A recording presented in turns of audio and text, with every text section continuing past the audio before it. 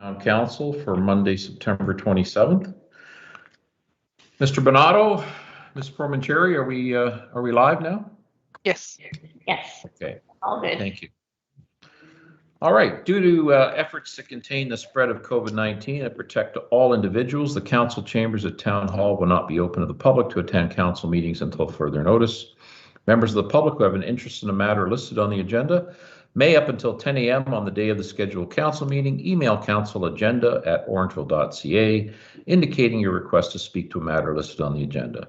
Phone number and conference ID code will be provided to you, so you may join the virtual meeting and provide your comments to council. Members of the public wishing to raise a question during the public question period of the council meeting may, beginning at 8 p.m. on the evening of the council meeting, call 1-289-801-5774 and enter conference ID 732-131-497#. Correspondence and emails submitted will be considered as public information and entered into the public record. If you require access to information in an alternate format, please contact the Clerk's Division by phone at 519-941-0440, extension 2256, or via email at clerksdepartment@orangeville.ca. May we have a motion to approve the agenda, please? And enter conference ID. Deputy Mayor McIntosh, seconded by Councillor Sherwood. All in favor? I am declaring a disclosure of direct interest. My son is involved in items 11.2, 11.3, and 12.1 in tonight's agenda. We did not have a closed meeting tonight. If we could have the singing of our national anthem, please. O Canada, our home and native land, true patriot love in all of us command. With glowing hearts we see thee rise, the true north strong and free. From far and wide, O Canada, we stand on guard for thee. God keep our land glorious and free. O Canada, we stand on guard for thee. O Canada, we stand on guard for thee. Thank you again to David Nairn, the Artistic Director of Theatre Orangeville. We would like to acknowledge the traditional territory of the Anishinaabe people, including the Ojibwe, Potawatomi, and Odawa of the Three Fires Confederacy. Later this week, so on September 30th, this is the first year of the statutory holiday honoring National Day for Truth and Reconciliation. So we look forward to taking part in that on Thursday. This meeting is being aired on public television on our stream live and may be taped for later public broadcast or webcast. Your name as part of the public record will be included in the minutes of this meeting. Can we have a motion to adopt the minutes of the previous council meeting, please? That would be September 13th. Councillor Andrews, seconded by Councillor Post. Any comments or errors or omissions? No, all in favor? All right, moving into our presentations, petitions, and delegations. 11.1, welcome Heather Hayes, the Executive Director of the Orangeville Food Bank. Heather, over to you. Hi, guys. Thank you so much for having me tonight. I really appreciate that. So we'll dive right in here. It is my pleasure to address the council tonight during Hunger Awareness Month. I'd like to acknowledge that we do our work on the land that is situated on the ancestral and traditional lands of the Chippewa, the Ojibwe, the Mississauga, the Anishinaabe, the Haudenosaunee and Iroquois, Huron-Wendat, and the Attawandaron Neutrals people. This pandemic has required all of us to stretch and become more flexible than we ever thought that we could. At the food bank, we continue to offer our drive-through pickup service and provide a delivery service 3 days a week. We support 7 seniors buildings with delivery once a month that include fresh food parcels. And in partnership with the Shelburne Cupboard, the Shelburne Food Bank, and the Concern in Grand Valley, we provide space and volunteers to pack food parcels for the children through the Guelph Children's Foundation, and provide space to HFFA to pack and store their farm-to-table packs. In the background, we built out our internal infrastructure by removing side loading docks, thanks to Gary, who did it with a sledgehammer, which was pretty impressive, and installing a new loading dock with real overhead doors and an added digital floor scale. It has meant that we can accept skids of product and we don't have to hand bomb them numerous times on their way through the warehouse. We are working to make our services more accessible through food. We are providing culturally appropriate foods, translated documents for better understanding of our food offerings and processes, and we're providing large steel-framed wagons and pull-behind carts to make getting the food home easier. We've all struggled with kids and groceries and that sort of thing. It's not a fun game. We are thrilled that our new commercial kitchen is installed and up and running. We have the pleasure of partnering with Be Social to run the kitchen with the additional assistance from some of our great volunteers. The social enterprise, founded by Community Living Dufferin, Dufferin Child and Family Services, and Family Transition Place, provides job opportunities for those with employment barriers. This also comes with Phil Dewar at the helm, taking our overstock, i.e. the dried pasta and lentils that I talk about often, and the bountiful produce that comes in through Grow a Row, Give a Row, as well as the community garden, which is supported by the town of Orangeville. And they're turning that into amazing meals and giving a new sense of purpose to individuals while giving them skills and a safe environment to thrive in. For those who enjoy stats like I enjoy cold storage and racking systems, here are a few highlights of the year. We took in 450,000 pounds of food last year to the food bank. 275,000 pounds of that were perishable, including milk and eggs, meats, fruits, and vegetables. We increased what we distributed by 25% to meet the needs during COVID, and volunteers contributed close to 22,000 hours of time to make the work that we do here possible. We have a contingency of about 120 volunteers right now, including the fabulous Debbie Sherwood, who we see on a regular basis. So we appreciate that. Now for the more troubling stats. We've seen a 210% increase in the number of individuals who are employed accessing the food bank in the last 5 years. A 1,050% increase in the number of seniors that we support in that same time period. If you stretch that over 10 years, that's actually a 5,000% increase. And those numbers seem phenomenal. So 10 years ago, we saw 3 seniors a month, and now we're up to 150 seniors a month. That's staggering. 36% of the people that access the food bank are actually children.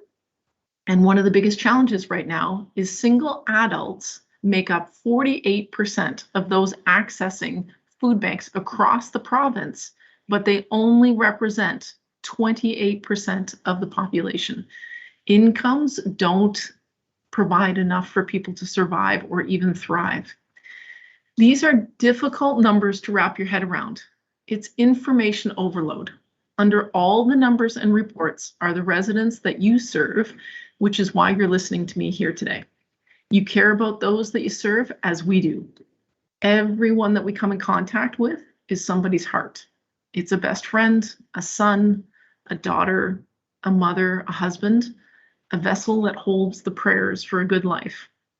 But it's important to see more than just the numbers and to see into the person. Anybody can find themselves in need of support, and COVID has sharpened the edge of the crises that bring people here even sharper. No one is immune from this. We together can build partnerships in this community to help relieve food insecurity, but we cannot solve that. Those problems need to be addressed on a municipal, provincial, and federal level that include housing supports, basic guaranteed income, and increased mental health support. You all know that, and I know that you are huge advocates of those pieces of the puzzle as well.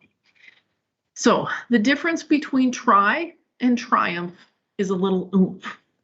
I don't often use the word try here because I get really tired of love to but can't. So we are just going to love to do things here, and we're going to open our hearts to new opportunities here at the food bank. The kitchen being one of those fantastic opportunities, and some new things that are percolating in the background. So we're doing a lot of good work at the food bank here, but none of it has been possible without the support of council and without the support of the community that supports the food bank. We are a donor-driven and supported service. We don't receive funds from the provincial or federal government, so we really do appreciate all of that support. So together, we've got this. We'll walk together and hopefully be in a better place next year. And I really appreciate you taking the time to listen to me today. Thank you. Well, Heather, thank you very much. And for those of us who've known you since you took this job, we know what a great leader you are there. We know that there's been an increase in the level of service delivered to our community under your leadership. Food bank is rocking and rolling. Unfortunately, I know we've had this conversation before that this is a growth industry that we wish wasn't growing, but it has been, particularly under the pandemic. So again, all of us on council are very thankful for your leadership, and I see Councillor Post wishes to make a comment as well. But thank you for all the residents in our community that you serve. Thank you. Councillor Post. Thank you so much, Mr. Mayor. I just wanted to start off, Heather, by commending you for the work that you and your team do. I always really look forward to your updates because you're just so tuned into the needs of our community in such a unique and incredible way. So thank you for that. And side note, as I'm going to put on a different hat, because as chair of Community Living Dufferin, I have to tell you how excited I was to hear about the new partnership between the food bank and Be Social. This just goes to prove again that Dufferin is such a unique community, because only in Dufferin County can you support one organization and actually be supporting so much more than that. Our community not-for-profits are always so incredible at working together and finding ways to make the community a better place to live. So I was so excited to see that partnership, because that just helps all of us. We all know, any of us who do work with nonprofits know that there are only so many volunteers and donors. So I think it's just amazing to see that you've partnered to just help the community that much in a different way. So thank you. Thank you. And may I say, our building smells fantastic every time. I know it's fantastic. The roasting chickens and the use of things that I wouldn't know what to do with. Raise your hand if you used daikon radish this week in any recipe. Anybody? No, we did. It was very exciting. Who knew you could roast it and it tasted like parsnips? Who knew? So very excited about this. Very good. Okay, Heather, thank you again for your time and your commitment to our community. All the best. Okay, take care, guys. Be safe, be well. Right, as we look at the agenda tonight, Mr. Melchior, you're on board. Are you there, sir? I was wondering, Council, if we could move Mr. Melchior up maybe to the next spot, because then I will take leave for 11.2, 11.3, and 12.1. So Mr. Melchior here, of course, is with Primacare. It's one of the items in our staff reports that we're going to talk to, but Mr. Melchior is going to speak to us for a couple of minutes here as a preamble to that. So over to you, sir. Thank you, Mayor Brown, and thank you, members of council, and also thank you, town staff, for all the hard work for the report that I know is coming before council. I wanted to make a couple brief remarks, if possible, in support of the Primacare proposal. Specifically, I want to submit to council that many of the comments raised by town staff in the report are really embodied in the Primacare proposal. First and foremost, jobs. While I know that the long-term care's institutional profile does not technically classify it as an employment use, I respectfully assert that a minimum of 250 jobs for the long-term care alone, exceeds the jobs created by most employment uses. as most factories heavily rely upon automation. Secondly, I want to reinforce, if possible, that the healthcare ecosystem is shored up by this proposal. Our health hub will shore up the provision of medical services on the west side of town, yet be quite accessible to the hospital by way of the bypass. The recent presentation to the town council by Ms. Delahunt on behalf of Headwaters Hospital back on September 13 affirms the strategic plan of the hospital, which is to enhance community partnerships and connections. She reported that they've expanded paramedic programs, including palliative supports, and they are working with the Hills of Headwaters, OHT, on a community wellness program. The Primacare proposal before council perfectly slots with both the hospital and the OHT's prime strategic objective of delivering care closer to home, whether wellness or palliative services. Thirdly, the educational ecosystem that was being proposed or is being proposed by our proposal reconfirms that Georgian will have a living classroom in the LTC building. The next step is to better integrate Georgian, who graduates more than 100 healthcare practitioners per year. Perhaps some of you have read the Toronto Star article this morning, which was speaking to the chronic shortage of nurses in Ontario. The province has increased enrollment for both RPNs and RMs by 10% over the next 4 years.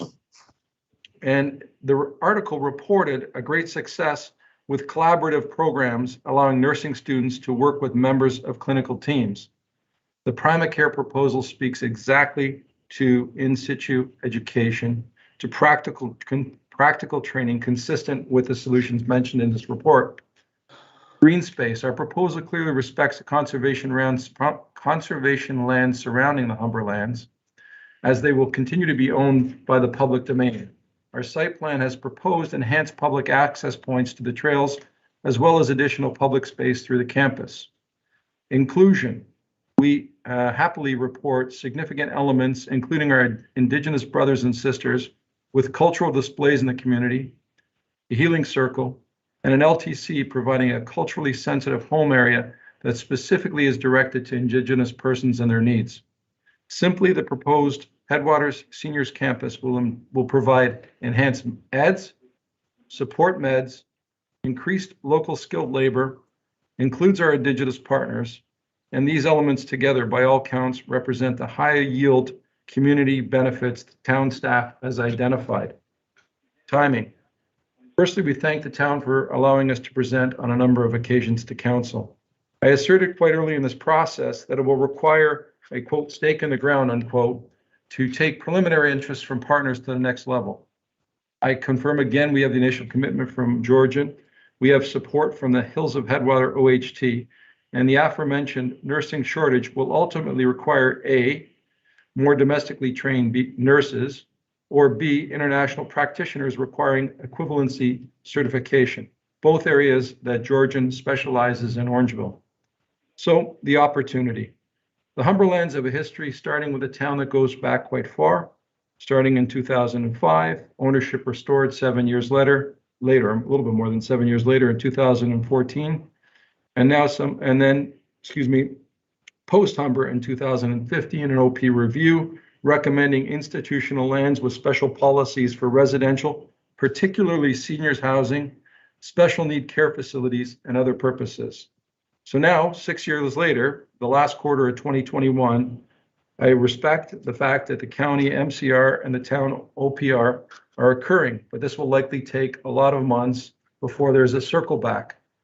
Again, we're most respectful of the process, but I can confirm that the ministry is looking for Primacare to enter into next step arrangements forthwith. And as noted by the town staff, the timelines of the MCR and OPR will likely not coincide with the ministry's timelines. All of the above remarks have addressed issues rightfully raised by town staff, but I would like to conclude with the most important element that I respectfully believe has not been spoken loud enough. The campus will serve the growing seniors population of Orangeville, Dufferin, and Caledon. We will provide affordable care options to the most vulnerable in the community. We will serve the families of the seniors to ensure they get care close to home and that persons who have been married for 50+ years can live in the same town. Should Primacare's proposal be adopted, Orangeville will lead with a state-of-the-art integrated intergenerational campus. It will be Butterfly, therefore embrace emotion care, which the pandemic has demonstrated as the way forward. It will feed the healthcare and educational ecosystem of the town while respecting the natural environment. It will create jobs and multiple broader community benefits. Concluding, Primacare thanks town staff and council for allowing us to make this submission. Mr. Melchior, thank you very much for recapping your proposal for us. We look forward to further dialogue a little bit further in our agenda tonight. All right, councilors, Deputy Mayor McIntosh. Mr. Mayor, just remember that I think we have the request from Terrence Carter.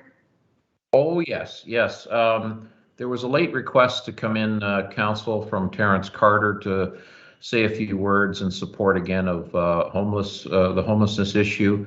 I'm going to ask council for permission to allow that discussion to happen. Can we have a motion that allows that, council? Deputy Mayor McIntosh, Councillor Sherwood, all in favor? Very good. Thank you. All right, Mr. Carter, my apologies. Are you online, sir?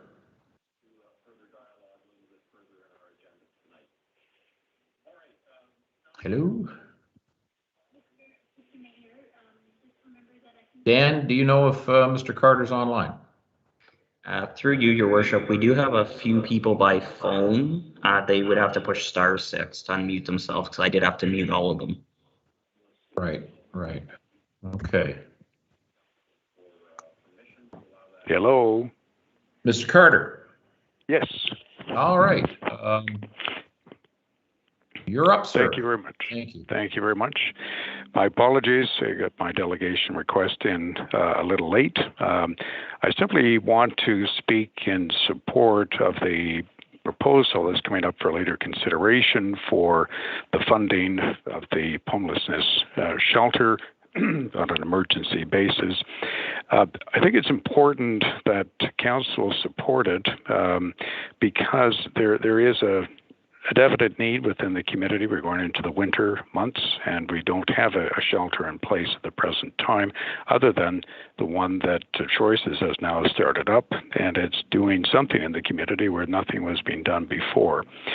The County of Dufferin has not addressed this issue adequately. So the fact that we have an agency within town that is looking at this issue and doing their best to address it, I think is important for for town council to support it with the financial backing that's required for the months of the winter months. Hopefully in the future, the County of Dufferin will step up to the plate to provide the funding that's required. But it's been my experience over 10 years of dealing with the County of Dufferin on the matters of men's homelessness that they have not done so adequately in the past. Going back to 10 years ago, this upcoming month of October is when I first found a gentleman behind my office building homeless and contacted the County of Dufferin at that point. We did form a task force to look at the matter, and we did a report in 2013 that said the following. In November of 2011, the County of Dufferin hosted a housing forum which brought together various community stakeholders to identify housing-related challenges being faced in Dufferin.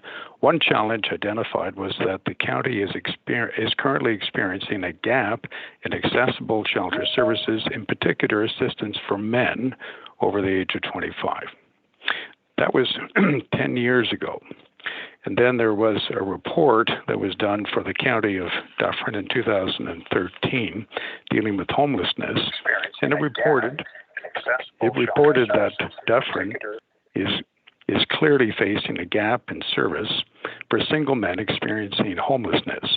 Housing first could address that gap without excluding other similarly undeserved populations, including men and families, couples, and seniors.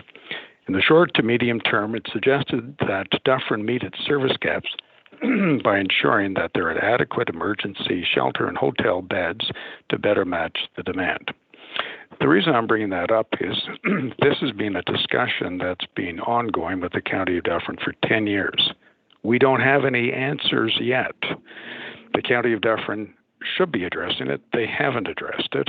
And thank goodness the town of Orangeville, through the decisions by council, which I commend, has taken action, has formed a committee under the leadership of the mayor to address this issue. And we're meeting every 2 weeks to look into what can be done.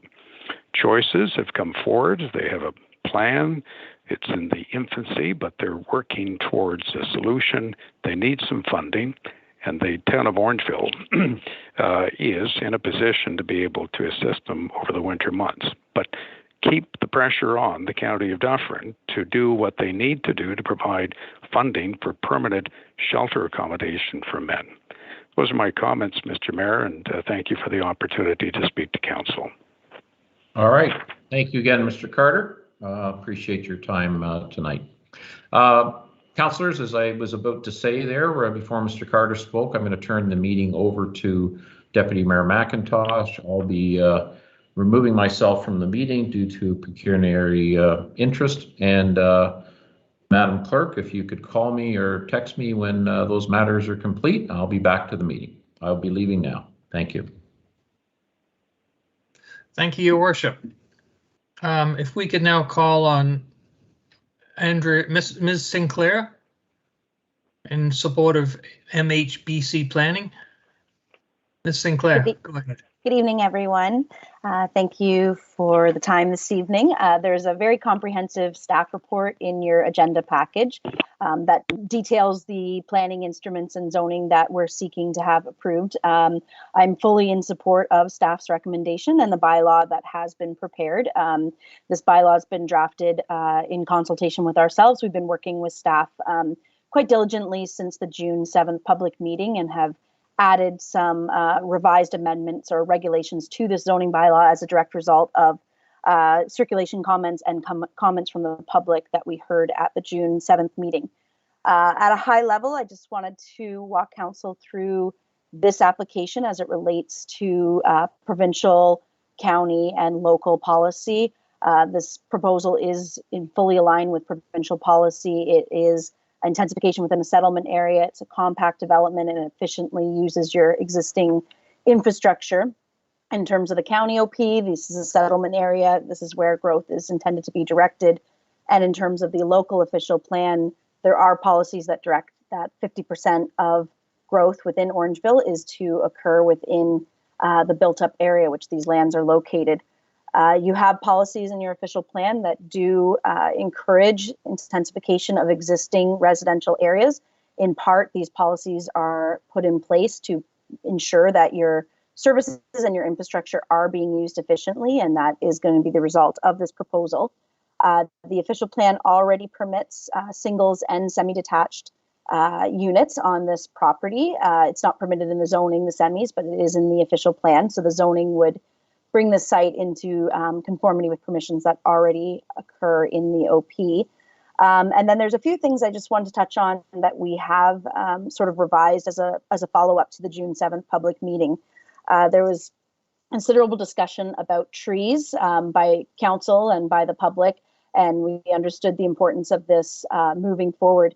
And as council's no doubt aware, there is not a tree bylaw currently within Orangeville. And as a result, there's no requirement for compensation planting and no really requirement for property owners to protect trees on their site.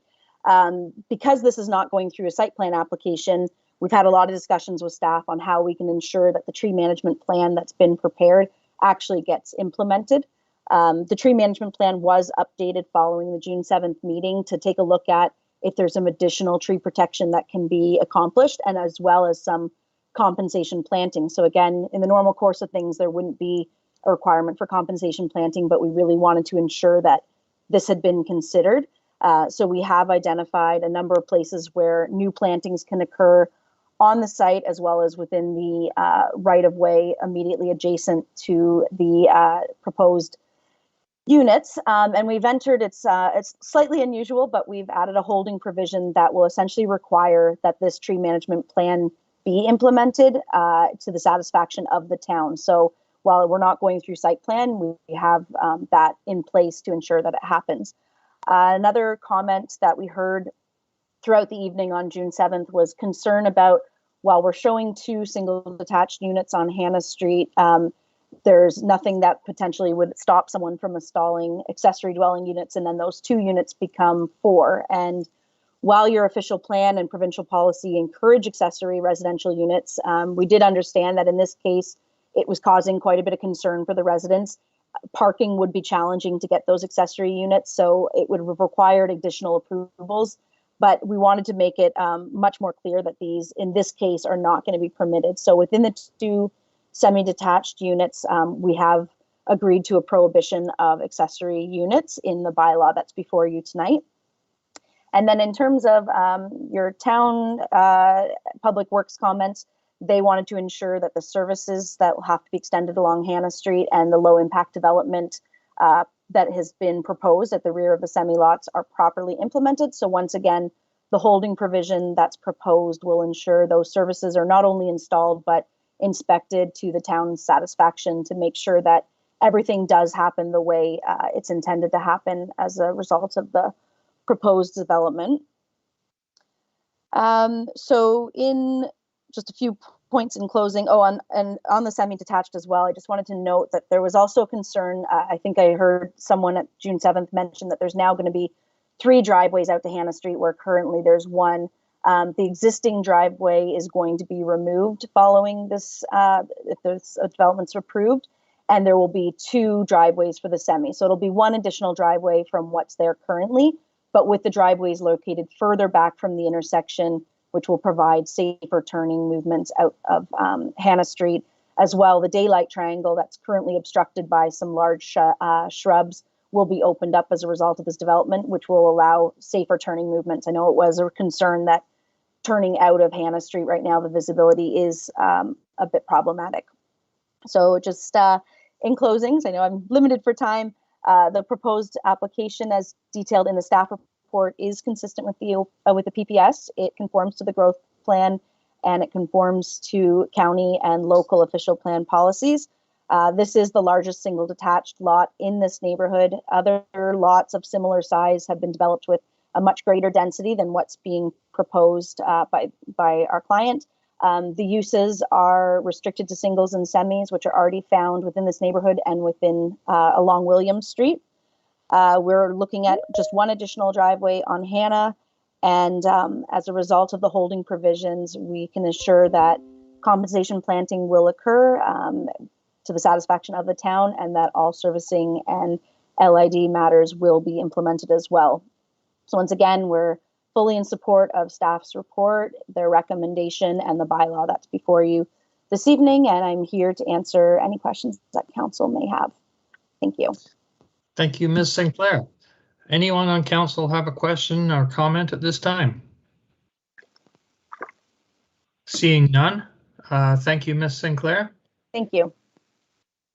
We'll now call on Spencer Brown, please. Hi, Spencer, go ahead. Hi, Andy. Can you hear me okay? Yep. Okay, great. Thank you, members of council, town staff, and the public. Just wanted to comment on a few of the points that Andrea made. There were 3 big comment, or 2 big comments and 1 sort of other comment that we wanted to address: the trees, the density in basement apartments, and then compatibility with the surrounding uses. And so, as Andrea mentioned, we are proposing a prohibition of basement apartments within the semis. We've submitted a plan to replant 11 trees subject to town approval, which we would need to enter into a development agreement for. And we've agreed to send the single family home design on William to the planning division for extra comment. So we are currently in a housing crisis. In the most recent federal election, a vote for one of the 3 major parties was a vote for more housing, as each party had policies to increase housing supply to address the ongoing housing crisis. Essentially, everyone agrees that we need more housing. Infill development by turning in-town underutilized parcels into brand new housing is the most environmentally friendly, cost-efficient way to develop. We have listened and adjusted our design based on comments received, and we truly believe we have a great project, and the final state of this parcel will improve that corner of Hannah and William. We're applying for a total of 3 new units on 2 existing lots on one of the largest lots in the neighborhood. Our original proposal was for 5 units, but we reduced it to 4 throughout the process. In going down from 5 to 4, we saved 7 trees and reduced density. Furthermore, since the public meeting, we've worked with town staff and understood the concerns of density and further reduced potential density by prohibiting basement apartments in the semis. There's a similar property at Dufferin and Bethia where a single-family home and 2 semis with basement apartments was severed and created about 10 years ago. 1 single, 2 semi-lots, and 2 basement apartments for 5 units on 800 square meters or 160 square meters per unit. We're proposing 4 units on 1,200 square meters or 300 square meters per unit, which is half the density. Another property, 200 Elizabeth Street at the old convenience store at Ada and Elizabeth, is a similar recently approved development that is more dense than our project. It proposes 4 residential units with a convenience store and 5 extra parking spots on 1,100 square meters. We're proposing 4 units on 1,200 square meters with a large boulevard on Hannah Street. We are not maxing out density on this parcel. We are in line with federal policy, provincial policy, and town policy. And although we weren't planning to build basement apartments, I'm actually a proponent of more housing, as you might guess. And, in principle, I'm against prohibiting basement apartments because it limits potential supply. But we've listened to the public councillors and we've worked with the town staff to adjust and compromise. And, we believe we have a good project that hopefully everyone can respect. We respect the community likes trees, and so do we. We did everything we could to keep the existing trees. We're even keeping a large, beautiful magnolia that the arborist recommended to remove. 11 of the trees we're removing are Norway maple, which is a non-native invasive species. Many of the trees were underneath hydro wires and in poor condition, as per our arborist report. Furthermore, there's a site visibility triangle issue with the existing cedar bush. We're proposing to work with town staff to enter into a development agreement that would replant native species within the new lots, as well as on the town boulevard, to maximize the amount of trees on this property. The existing neighborhood is generally characterized by homes with 1 tree on the front yard. We're proposing to exceed this, as well as propose trees in the town boulevard. We feel that we've done everything we can to maximize the tree canopy on our own property and in the boulevard beside. This proposal will improve the look of the corner to better than it was before. As I mentioned, there were some concerns with compatibility beside the new single beside the older home, and we've agreed to send the plans to planning staff for an extra circulation prior to building permit application to make sure that it is compatible. Lastly, we've already spent almost $100,000 using local trades to improve the existing house. With approval, we will be selling the existing house, likely to a new young family. In summary, the term sustainable development has come up many times as I've talked to the council and others about this project. I am passionate about sustainable development, and this project is a great example of it. We are exceeding the town's water balance requirements. We are providing compensation tree planting when it's not a bylaw requirement. We did not tear down the existing house, and we spent close to $100,000 restoring it for a nice family to move in and enjoy this beautiful neighborhood. We're going to clean up a site triangle safety issue and improve the look of the corner. We've reduced density to far less than recent developments in the area and less density than even some existing properties in the area. This project is an example of gentle intensification. This is sustainable development, and we believe it will be good for the neighborhood. Should this proposal be approved, in all likelihood, 4 new young families will move into these new homes and will contribute to the culture of this great neighborhood. Thank you. Thank you, Mr. Brown. Any questions from council members? Okay, seeing none, we'll move on. Thank you, Mr. Spencer. Mr. Brown, sorry. Thank you. Okay, we're moving on to 12.1, 41 William Street.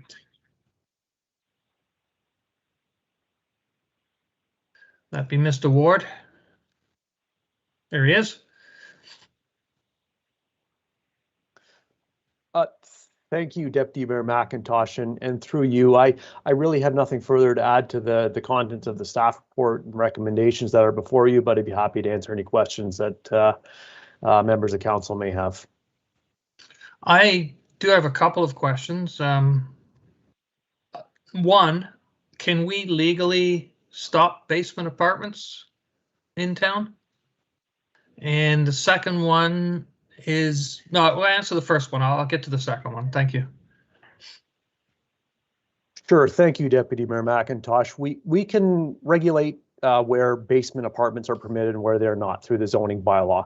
As the delegates earlier mentioned, and as is noted in the staff report, basement or second dwelling units are encouraged more broadly at provincial and county policy levels and in the town's official plan. But as you go further down into details of these policy layers, the provisions get a little more detailed in terms of where and where not they may be permitted and how they may be permissible.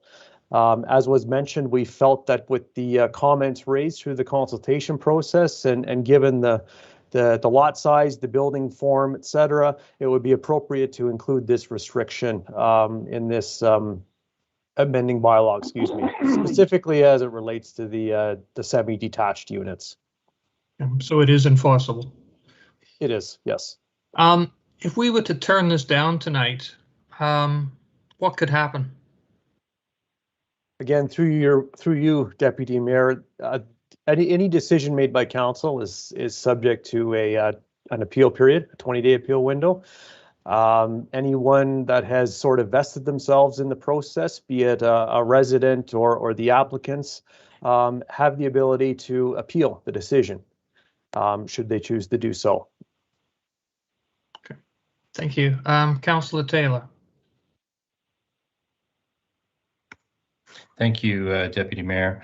Through you to Mr. Ward, if I may. Mr. Ward, what feedback based on the changes that have been made by Mr. Brown have you received from residents, if any? What's their mindset? Through Deputy Mayor McIntosh to Councillor Taylor, we have not received any feedback from the public. The purpose of this meeting is to bring awareness, make a recommendation for a decision, and document how the public comments have been taken into consideration. As was noted in the staff report, we've satisfied all the statutory obligations for consultation and have reached a point where we feel confident that those comments have been appropriately addressed and responded to where appropriate, and have arrived at a point where it's an appropriate time to move forward with a decision on this application. Thank you. Councillor Andrews and then Councillor Peters. Thank you, Deputy Mayor McIntosh. Question to Mr. Ward regarding permissibility of an apartment or dwelling in the new detached as well as the existing home that has been renovated. That is allowable if I'm correct in what I've read and what I've heard from you. That's correct, Councillor Andrews. A basement or a second dwelling unit would be permitted in both the detached dwellings. Thank you. Councillor Peters. Thank you, Deputy Mayor. Through you, I guess the first point I want to make, and this is more to council, as we see more and more of these developments, we are hearing that they conform with the policy, they conform with the OP. We have no stick when it comes to tree protection. So I hope this is sort of re-emphasizing the need for this official plan refresh for the efforts toward some tree conservation activities and management plans, because there, when it comes down to it, as we've heard, there's really no administrative reason to deny the proposal. That said, they have made some efforts, I think, to address the resident comments, and I'm generally in support of those. But one thing I wanted to bring up, and Mr. Ward, you and I started this conversation earlier, but right now in the report, there's no quantifiable provision for the tree piece, if you will. So Mr. Brown has proposed 11 trees. If it comes to light that, for example, their proposed placement of those trees have some sort of conflicts with utilities or sightlines, presumably they could be removed with no consequence. for example. So again, this is hypothetical, but you know, I don't think council right now has a guarantee that a certain amount of infrastructure will make its way back onto that site.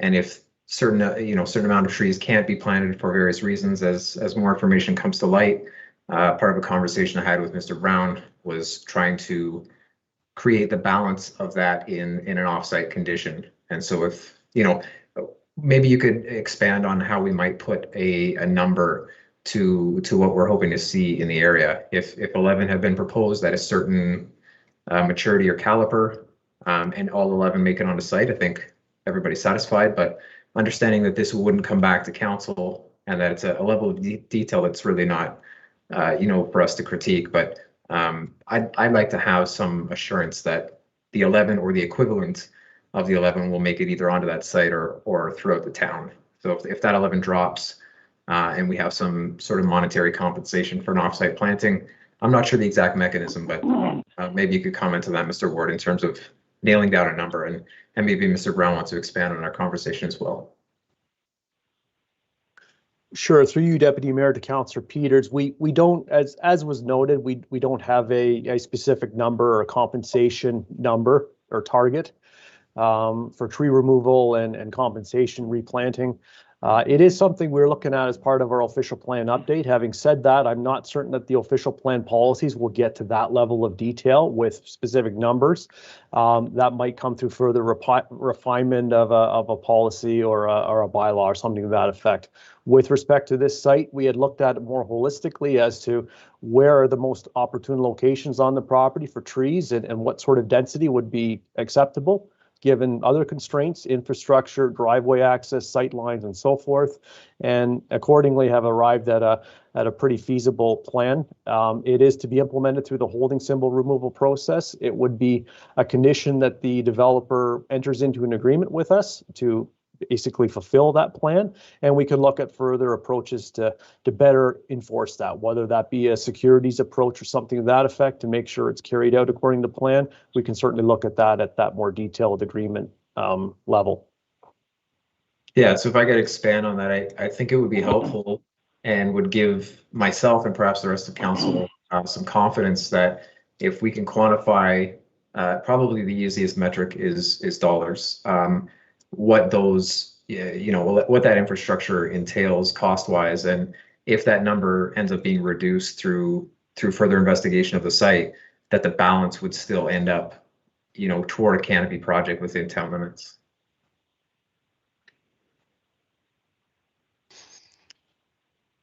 Through you, Deputy Mayor, to Councillor Peters, I'm not certain we quite have the policy or the bylaw mechanisms in place at this time to go forward and implement such a practice. I would suggest that the best course of action would be to continue to work with the developer in implementing the plan that's been presented. Staff have reviewed it, infrastructure staff have reviewed it and are quite satisfied with it in terms of the placement of any compensation plantings, and my suggestion would be to simply carry forward on that basis. I can add a comment. Yes, I spoke with Mr. Peters a couple days ago about this, and it's possible that a tree or two could get lost in the shuffle, although we don't think so, as Brandon said. But we're willing to donate to Sustainable Orangeville. I looked at their budget from last year, and they planted about 200 trees with a budget of about $10,000. So that's about $50 a tree. So, we will donate $1,000 to Sustainable Orangeville, which will be equal to about 20 trees, which will more than make up for the shortfall. Any other questions from council? I do have one more to Mr. Brown. One of the complaints was the fact that the semis are 2 stories and they wouldn't maybe fit in so good with that neighborhood. Would there be any consideration to doing a single story semi? What was the reasoning to do a 2-story? Andrea can elaborate, or maybe Brandon, but 2-story complies to the existing zoning bylaw. So it is permitted without any other permissions. And, marketability, a one-story semi-detached there, it's going to be, 700, 800 square feet. I don't think it would be okay from a marketability standpoint as well. Okay, thank you. Okay, so if there's no further questions from council, I guess we need to vote to receive this report. Is that correct, Madam Clerk? Mr. Deputy Mayor, this also includes the recommendation to pass the bylaw. Right. And that the application be approved. Yes. Okay. So we need a motion for this. You making the motion, Mr. Taylor? I'd just like to speak if we're at that point. You go right ahead. Thank you, Deputy Mayor. With all respect to Mr. Ward and to Mr. Brown, this is a difficult proposal. I've received, and I'm sure the majority of council has received, a large number of correspondence from neighbors in this area. And to me, they don't want this proposal to go through.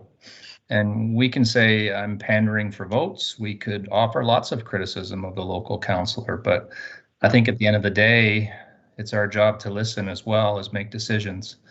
And I'm going to listen to the residents, and I just want to be clear, that's why I'm voting no. And I understand that there's repercussions to that, and there could be an appeal and whatnot, but I'm happy to take that risk, and that's what I'll be doing. And I just want to be clear and upfront. Whenever you're voting no, I think you owe an explanation as to why, and it's a loud voice down in that area, and I want to listen to it. Thank you. Okay. Any other questions? Okay, I'm still looking for a motion. Mr. Peters, seconder. Councillor Andrews. All those in favor?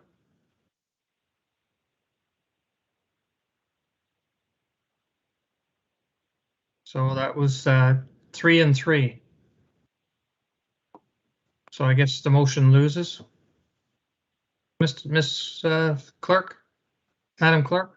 That is correct. Okay, thank you. Councillor Sherwood?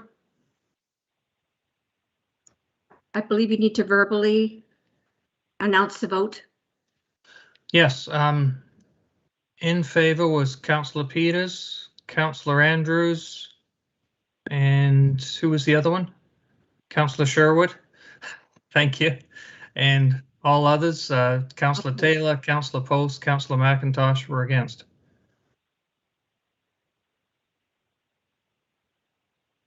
Okay, moving on. Yeah. Can we get the mayor back in? Yes, just give me a minute, please. Yeah. Take your time.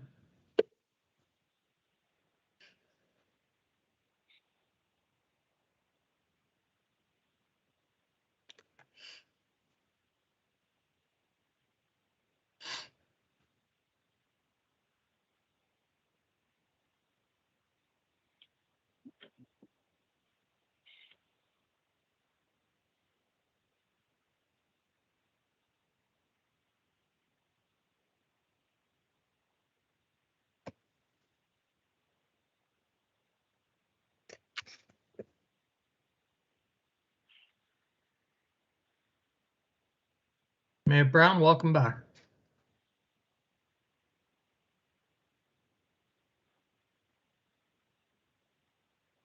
Mr. Mayor, you're muted, just so that you know. Very good. Thank you, Deputy Mayor. All right, moving along in our agenda, we have 12.2. This is a report from staff, INS 2021, regarding the Broadway brick replacement project, and that this report be received, and that staff be directed to include for council's consideration project in the 2022 capital budget for the allowance of ancillary street furniture items as set out in this report. I know that BIA had offered some commentary, as had councillors, and I think the public as well, to add certain items into this project. Councillors, can we get a motion here on this item, please? Councillor Post, seconded by Councillor Andrews. Would anybody like to speak to it? Councillor Peters, go right ahead, sir. Thanks, Mr. Mayor. Through you've got a couple comments, and I don't know if it'll impact the motion at large, but I wanted to thank staff for addressing sort of these ancillary items. Obviously, the bricks are one thing, but the amenities in that area are important as well. And I think this is our best opportunity to implement them. I was happy to see the street tree count being increased again, although I noted the BIA, I believe, was happy to support the replacement, but perhaps not the new ones. But that's regardless of where that money comes from. I still think it's a good idea. The two other comments I wanted to make were on the bicycle racks and the waste receptacles. So first on the bike racks, I think this is an opportunity for us to get a little creative. And anyone who's been to some towns that have replaced their bike infrastructure in recent years, trying to think of some examples. I know Collingwood and perhaps Guelph and some other sort of smaller downtown areas, maybe Huntsville, they have sort of unique or branded bicycle racks.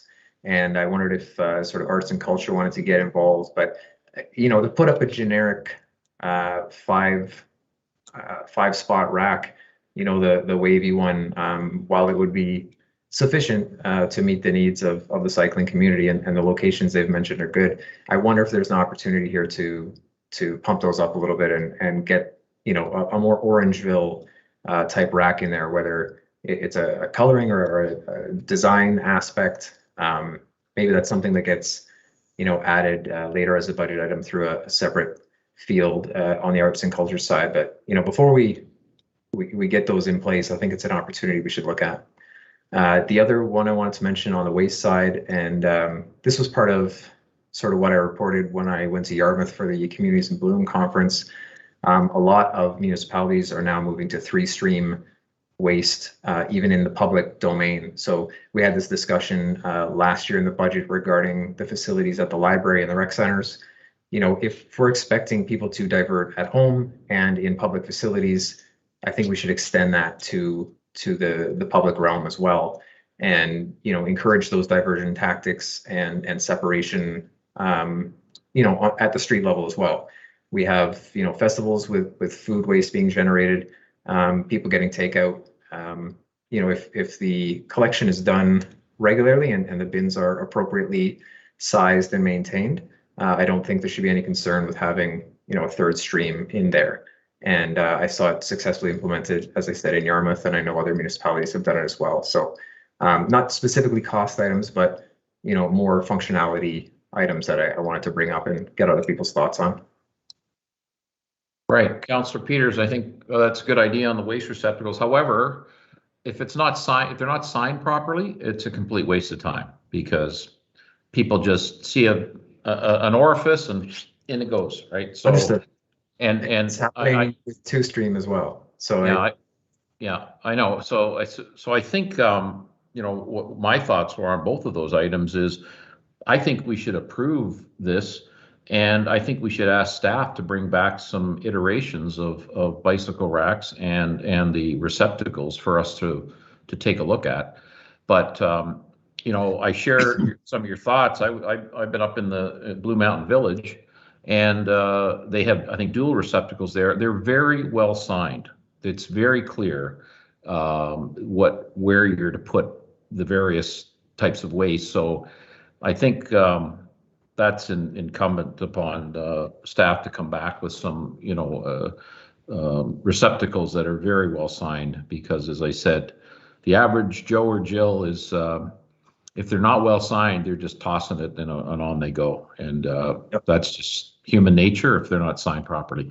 That's my only thoughts. And I like the idea that you've got of trying to make the bicycle racks a little more branded for our town. I think we need to embrace cycling more than, and we are. We're creating some trail systems, and I know that that I've been to the Bike Ontario conference a couple of years ago, pre-COVID, and there are communities out there who have embraced bicycling and become centers of cycling for tourism. So, you know, with some of the trail systems that are going to come into our town and that we're trying to improve upon over the next few years, I think it's important for us to take that next step. And for those of us who do cycle, it's a good thing, and we want to encourage it as much as we can. Councillor Taylor, and then Councillor Sherwood.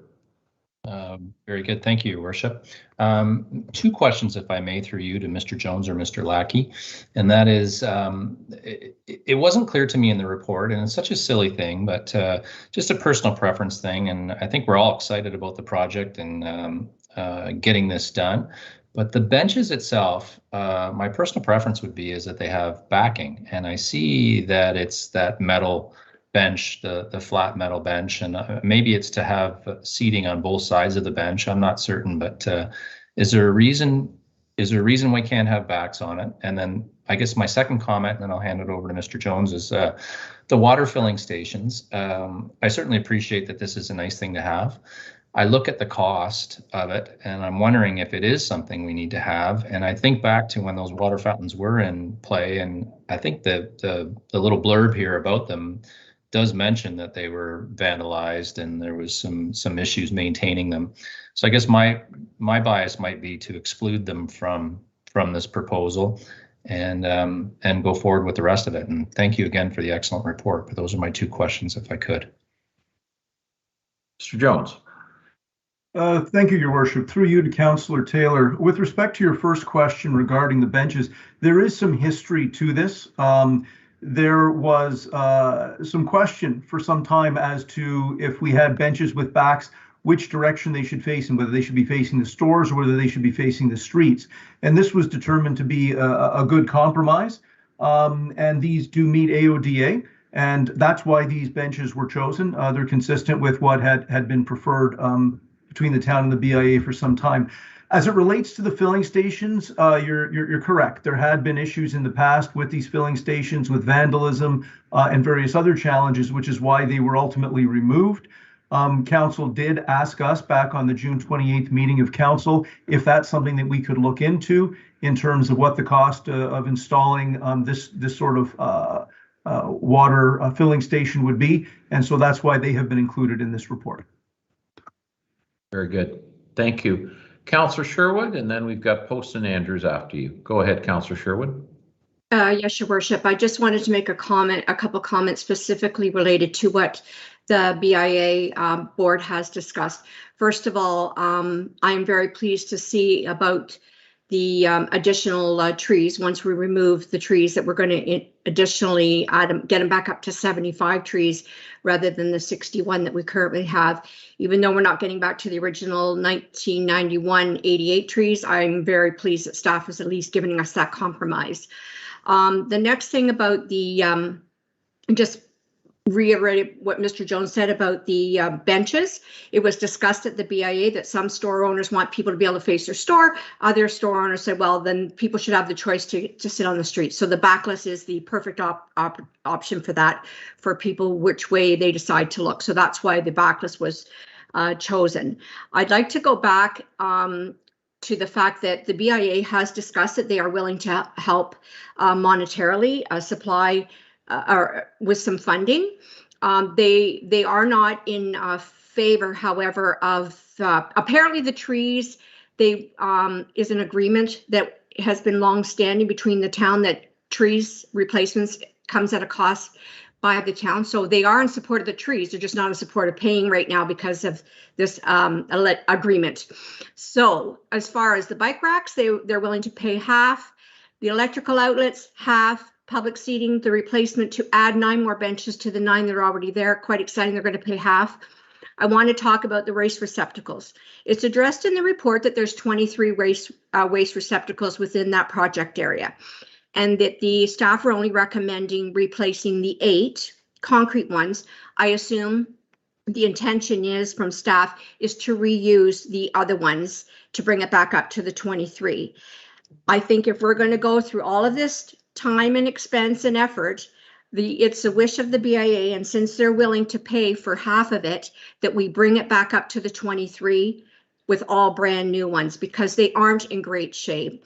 And just to mention, I don't think I would support the ones with the recycling, because I can tell you right now, as a person that is downtown every weekend putting stuff in the garbage, they're currently marked waste and recycling, and people just throw them in both. So they will not look at a compost one either. So I know the intention's great, but I'm not going to probably support that. So I'm asking if we could amend the recommendation to bring the waste receptacles up to the full existing, the already 23, to replace them with all brand new. There's no sense putting back used, ugly, worn out garbage recycling. As far as the water filling station, the BIA was not in support of this, only because a couple of things. First of all, if people are coming downtown and they use a watering station, there's a missed opportunity for someone to go into one of the coffee shops, buy a bottle of water, maybe buy a muffin or a coffee, and maybe go into a convenience store, buy a bottle of water and some gum and some chips. So they look at it as, by us having watering filling stations, could actually take away from some of the businesses. It was brought to my attention, however, that for those avid hikers and bikers, there is an app apparently available that will tell you who participates in refilling water bottles. And I'm told that several of our members are already on that app, and they do provide free water filling. And if those avid cyclists and hikers or visitors come to town, they go on the app, who can I get my water bottle filled? Oh, I can run into Mochaberry. Yes, they'll do it for free, and then they're off and running. So right now, that is the position of the BIA, to get the 23 waste receptacles up, not support the water filling station, and they're willing to contribute up to $50,000. So I would look forward to seeing all of that come to budget if my fellow councillors would so agree to that amendment. Okay, thank you, Councillor Sherwood. Councillor Post. Thank you very much. I just wanted to make a very quick comment that I'm in support of all of the items that are listed, and I love Councillor Peters' suggestion of having the bike racks be inclusive of the arts and culture in some way. So I'd love to have staff perhaps take a look at what other types of bicycle racks are an option where we could incorporate some of our local artists as well. So thank you. Thank you, Councillor Post. Councillor Andrews. Thank you, Your Worship, and I'd like to support Councillor Sherwood's request for an amendment. I had the privilege as the chair of the Business Economic Development Advisory Committee to be a part of the most recent BIA meeting, and which was discussing some of these items, and I was most impressed by the business owners that were a part of the board, their comments and willingness to support some of these initiatives. I think more importantly, some of the comments that Mr. Jones has provided regarding the benches, the AODA, which is really something that I know many of us around this table are aware of and also wanting to support. I do like the idea of a backless bench because it does allow for that flexibility. It doesn't impose any visual impedance of the businesses, and I think it allows people to, if they so desire, to take a look at what's happening on the business side or the street side. That flexibility is very important. And the last point is about the watering stations. I know that there is some discussion about that here. I think that this would be problematic, especially not only from the points that have been raised from a vandalism point of view, but also for the sake of having them in our downtown core. It poses some, some challenges from a mechanical point of view. And again, I don't profess to be an expert, but this is just my thought regarding that. I feel that the commitments that the BIA has highlighted moving this particular item forward would do ourselves well without the watering refilling stations. So those are my comments, Your Worship. Thank you, Councillor Andrews. Councillor Peters. Thanks, Mr. Mayor. Through you, just can't leave well enough alone. Sorry, I'm going to have just one more brief comment on a couple items. So I am in favor of the water filling stations. Even if we just knocked it down to one, I don't think it's going to detract from any businesses. You either have a container with you to fill or you don't, and asking if the BIA doesn't think people will sort their garbage, I certainly don't think they're going to search for an app looking for someone to fill up their water bottle. So, that argument's lost on me a little bit. And just the last thing on the receptacles, I don't think we want to encourage people's laziness. And, if we all need to get to the point where we're sorting these things and treating waste as, as a resource and a commodity and an important aspect of our daily lives, I don't think the town is showing any leadership by having, a single stream bin, or, even two in this case. But I know there's going to be educational issues, and I think signage is important the way you mentioned it. But again, I don't want to promote bad habits, especially, in the public realm where we have an opportunity for education. Right. Mr. Jones, could I ask you about what's happening currently on Broadway with recycling? Is it a success or failure? Through your worship, it is a challenge. What you described earlier is frequently the case. Staff are not sorting through the recycling, and if it's clear that it's mixed recycling and refuse, it does all go into landfill. Right. Okay. But I'm personally, I'm supportive of what Councillor Peters said. I'd like to give it a shot. I don't agree with the 3 stream. I just don't think people are going to take the time to do that when they're just throwing their garbage out. But I think if there's something that shows cans, for instance, as being a recyclable item, that people will do that. And if it's well signed. So my personal opinion would be to go with the two stream recycle, and as Councillor Sherwood has suggested, to replace all 23 of them. So it looks like they're about $1,200 a copy, which would mean another $18,000 for waste receptacles on the budget. If we removed one water filling station and tried one, that would be $15,000. So we're kind of a saw off on the money if we did those 2 changes. Councillor Sherwood, you have your hand up again. So, Your Worship, I would like to approve the motion with the following adjustments. So the street trees will remain at 28, bicycle racks at 5, along with the recommendation from my fellow councillors to have it more artistically geared to Orangeville. I would like the waste receptacles to go to the full 23 replacement with the 2 bin, current 2 bin. The electrical outlets upgrades to stay at 5, the public seating benches at 9, water filling stations come to a compromise and have 1. And the contingencies, along with accepting the $50,000 from the BIA, which is their contribution to pay half of the bike racks, the 23 waste receptacles, the electrical upgrades, the benches. Okay, so we have an amendment by Councillor Sherwood. Would anybody like to second that amendment? Deputy Mayor McIntosh, any further comments on that amendment? Let's vote. All in favor? All right. Thank you, councillors. Thank you. Madam Clerk, is that satisfactory? We're good to go? Yeah, you voted on the amendment, so you should just now vote on the main motion as amended, if you don't mind, Mr. Mayor. Very good. So we'll vote on receiving the report and the main amendment. Could I have a motion, please? Councillor Sherwood, second by Councillor Andrews. All in favor? Very good. Thank you, councillors. Moving on to item 12.3, this is the ISIP Public Transit System Funding Agreement. The recommendation that the report CPS 2021-069 dated September 27, 2021, ISIP Public Transit Stream Funding Agreement be received, and the council pass a bylaw authorizing the mayor and clerk to sign a transfer payment agreement with the Ministry of Transportation for funding. Can we have a motion on this item, please? Councillor Taylor, seconded by Deputy Mayor McIntosh. Any further comments, councillors, on this item? All in favor? Thank you. All right, moving on to 12.4. This is a report regarding new businesses that have come to Orangeville during the period of May 1st to August 31st.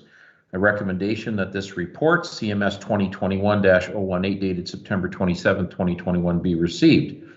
May we have a motion to receive this report, please? Councillor Andrews, second by Councillor Post. And Councillor Andrews wishes to speak to this. Go ahead, sir. Yes, very quickly, Your Worship. In these times, as we continue to go through what I define as the COVID recovery, it is absolutely great to see commitment of entrepreneurs, those that are willing to commit to our community and launch a new business. And I, literally tip my hat to them. So thank you to our Economic Development Office for this report, and it is good news for our community in these times. Very good. Okay, any further comments, councillors, before we vote on this? No. All in favor? Thank you. Moving on to 12.5, this is the item regarding the Humberlands and the Primacare proposal Mr. Melchior had spoken to earlier. This is a recommendation that report INS 2021-053 Humberlands Primacare proposal and options for determining future land use be received. And the council directs staff to proceed with option 2 as recommended in the report to implement a preferred land use framework for the Humberlands, determined by a comprehensive planning process completed as part of the town's official plan review, which can include consideration of the Primacare development concept as part of that process, or alternatively, council can direct staff to proceed with option 1 as outlined in report INS 2021-053 to pursue discussions with Primacare to facilitate the proposed development for the Humberlands. Could we have a motion on this, please?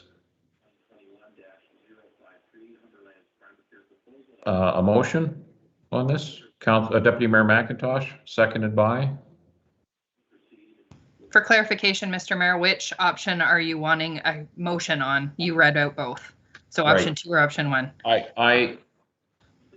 Well, I guess we better have the discussion first, and then we'll put the, but I mean, my belief is that we should be moving this process forward. I know that there's some concern about land use, about employment land specifically. I believe that a negotiation should be started with Primacare, perhaps on half of the land, of the Humberland. And I believe we should be moving this process forward, leaving the balance of the Humberlands for potential employment lands following the OPR and the municipal comprehensive review that Dufferin County is undertaking right now. So that's my thoughts. But let's have some discussion from councillors. Deputy Mayor McIntosh, and then Post, and then Taylor. Deputy Mayor. Yeah, just for clarification, I was only making a motion to get it on the floor to discuss it. I wasn't supporting either option, just for clarification.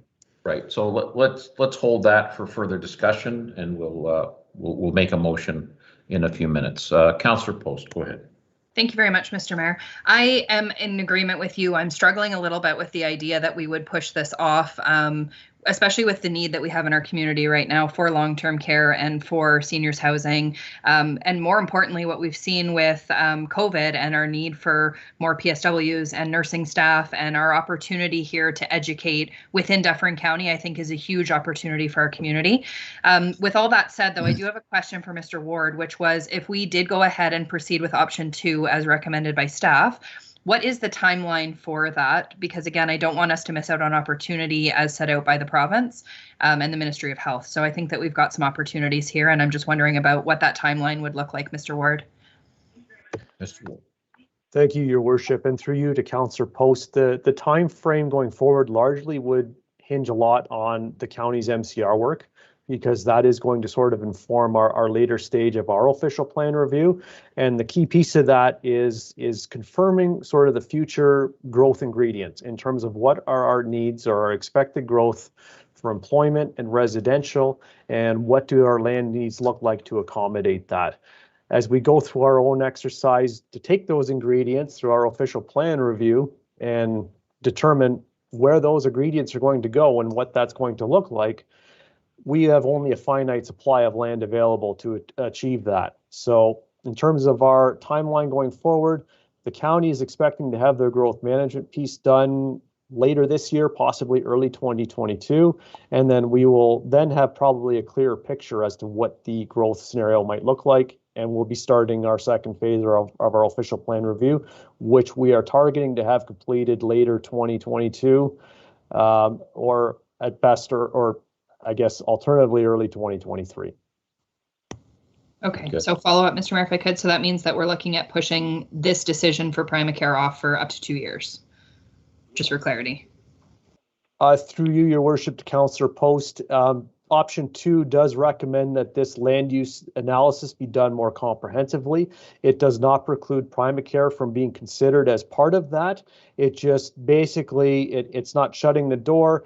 It's not closing the door or opening the door for direct negotiations and committing, I guess, the town to move forward only with this concept. It's pursuing in a more comprehensive manner, which could certainly include the Humberlands or the Primacare concept as part of those considerations. Okay, thank you. Thank you. We've got Councillors Taylor, Sherwood, and Andrews. Councillor Taylor. Thank you, Your Worship. I was going to make the motion that we consider option 2 and follow along with Mr. Ward's very capable assessment. I guess my concern is I certainly share the mayor's assessment and Councillor Post's assessment that we need some business for our seniors, for sure. It's as clear as the nose on our faces. However, this land is one of the last pieces of land that we have. It feels like we're putting the cart before the horse. I don't understand at this point even what the land is valued at. And I don't want to pigeonhole us into just one decision at this point in time. And it's certainly, my comments are not negative towards Primacare in any sort of way. I just really feel like we need to make sure we have all the information available. So my inclination would be to go with what Mr. Ward is suggesting in his report, which is option 2. Thank you. Councillor Sherwood. I'm actually going to let Councillor Andrews go first. He did buzz in first. Okay, I'm sorry. Councillor Andrews, go right ahead. Thank you, Councillor Sherwood. That's very kind of you. As I have spoken about this before, and not only from personal experience, but the number of people who've reached out regarding the absence of senior housing. The pandemic has certainly addressed this and has heightened the importance of caring for our senior population and those that are heading demographically into that area. I firmly believe in what you have mentioned, Your Worship, about investigating some form of compromisation and seeing how we can utilize this land. I also respect Councillor Taylor's point about value and the limited amount of land that we still have.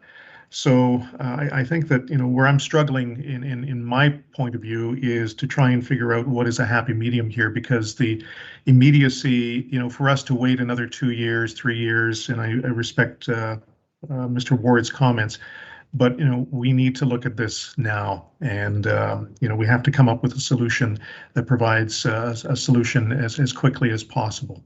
So I'll listen to some of the others that are, of course, willing to speak about their thoughts. Thank you. Very good. Thank you, Councillor Andrews. Councillor Sherwood. Thank you, Your Worship. I too am really struggling with this. This is a piece of land, a large piece of land that we right now have control of, and there's so many needs and wants to it. I'm really struggling because I very much am in support of long-term care facilities and that vision that Primacare is having. But again, we have this precious land and we got to do the right thing. I'm very much an advocate for employment lands. Employment lands add to our industrial base. The industrial base pays, they pay a lot, and that really helps offset some of the burden to our residential taxpayers. So again, this is such a struggle for me. But Mr. Ward, one of the things that I know it's getting maybe too advanced outside of the scope of your report, but if Primacare is interested in this property, I'm assuming they're not wanting the whole acreage, and I don't know if their development would allow us to allow some of it for them and remainder to be employment lands where we can sell it and put a large industry there to help with our tax base. My question is will the proportion be so that we're able to do that and still have a nice sizable piece? And then I got a follow-up question after that. Is that to Mr. Ward? Yes. Mr. Ward. Thank you, Your Worship, and through you to Councillor Sherwood. So if I'm understanding the question correctly, you're looking to understand if we could pursue with, I guess, a portion of the Humberlands exclusively for the Primacare proposal and the balance of which may be reserved for other possible employment ventures. So if that is the case, Primacare has proposed to, I guess, express the desire to move forward in a phased basis, looking to proceed more imminently with the long-term care facility and be looking to pursue purchases of additional lands to accommodate the balance of their concept on a phased or an incremental fashion. The details of that, well, of course, neither party, I think, is quite sure of at this point. However, having said that, the proposal in front of you submitted by Primacare does include the Humberlands in their entirety for their development as a whole, which includes quite a significant piece for different residential housing formats for the seniors demographic. So I'm not certain how that proposal might be adjusted to reflect the phased approach to accommodate that sort of balance. And having said that, if we were to move forward with that, it does pose some possible challenges in terms of what potential employment uses might be suitable in that area and proximate to that long-term care facility. There are certainly abilities we have through strategic policy development to sort of hone in on the specific types of uses we might allow for in there or what we'd want to see, but it does begin to get into more difficulty with respect to actually achieving those uses should we take that approach. So I guess my follow-up to you, Your follow-up is, if we, I'm under the impression that Primacare isn't in a position to buy it all at once, and they want to have the opportunity to buy it in snippets. My concern is that I'm not an estimator. I'm not a land valuation. I'm going by what I believe I've learned over the course of my career, that institutional land per acre is a lot cheaper than industrial land. So my point here is getting back to, if we hold that as employment lands and we can sell it off as industrial land, we're going to get a lot more money for it too. Am I correct, Mr. Ward, in that? And I know I'm not putting you on the spot as being a valuationist, but I just want to make it you very mindful that I believe if we sell this to them as institutional, I'm sorry, we're going to get a lot less money than if we choose it as an employment land. Through you, Your Worship, to Councillor Sherwood, comments are certainly noted. I'm really not certain as to the difference of evaluation between different land use types. Primacare has offered or expressed an interest in pursuing purchase of the Humberlands at fair market value. The means in which fair market value would be determined, of course, would be established through our negotiation process, both determining fair market value at the outset, as well as for any subsequent phases to be pursued in the future. That would all be sort of established through the negotiation process. Very good. Thank you, Councillor Sherwood and Mr. Ward. Deputy Mayor McIntosh and then Councillor Peters. Deputy Mayor. I believe Councillor Peters was first. Okay, Councillor Peters, go ahead. Thank you, Deputy Mayor. Always the gentleman. Through you, Mr. Mayor. My comments echo some of the ones we've heard before here. I am anxious to get a long-term care facility in place. I know through my other profession that securing those beds and getting ministry approval is not a simple process. And if we can speed this along, I think we should do that. That said, I think you all know I am an advocate for having a strong plan in place, especially as it comes to land use. But to put it off by 18 months or 2 years, as Councillor Post mentioned, I don't think that's a good move. When we're looking to get these beds in place sooner than later. That said, I'm not anxious to see a lot more bungalows and townhomes. I do understand the idea of the age in place and the senior campus, but 100 meters south of the Humberlands, we're going to see potentially some high rises and other housing options that are just a stone's throw away. So I understand it's not quite the same model in terms of the progression of living space, but there's a divide there for me, and the long-term care and the educational piece far outweigh the balance of that proposed campus. So I am in line with your thoughts, Mr. Mayor, in trying to understand what the minimum footprint would be to house the educational piece and the long-term care piece based on the number of beds that have been approved for the area. That's as good a location as any, and the zoning is close, if not correct already. It will bring employment. It's maybe not what we have been dreaming about for that land specifically, but I don't think it's out of the realm that we could pair that with something else down the road if we sort of separate the site into phases, and maybe the balance does become, the Primacare campus that's been proposed. But for the time being, I think the focus needs to be on the long-term care and the educational piece, and I'm willing to get that started as soon as possible. Right. Thank you, Councillor. Deputy Mayor McIntosh. Thank you. That's why I let Councillor Peters go first, because that's exactly what I was thinking. Thank you, Councillor Peters. This land has been up there for ages. We've got a good company that wants to come in and build something that is good for this town. I think we should get it going as soon as possible as we can. I don't think another 2 years delay. I appreciate Mr. Ward's concerns, and I just think this is the way to go, is to have these people come to town. Thank you. Thank you, Deputy Mayor McIntosh. If I could follow up after listening to everybody, after what we've seen over the past year and a half through the pandemic, the fact that we know that Southern Dufferin County and Northern Caledon is not serviced by state-of-the-art long-term care. If we can go back, I think the first time Mr. Melchior and his company came in front of us might have been 18 months ago. And I got to tell you, I was flabbergasted by the presentation. I mean, this is state-of-the-art care. The butterfly model, I believe, has come from England. All of the progressive institutions, long-term care institutions are adopting this. I had a conversation yesterday with our Solicitor General, Sylvia Jones, who marveled at it. She's seen it in play in Peel Region. She invited me to come and tour one of the facilities. When we talk about monetization of this land, we have to think about society in general. And I can't think of a better value of this land than putting a long-term care facility on it.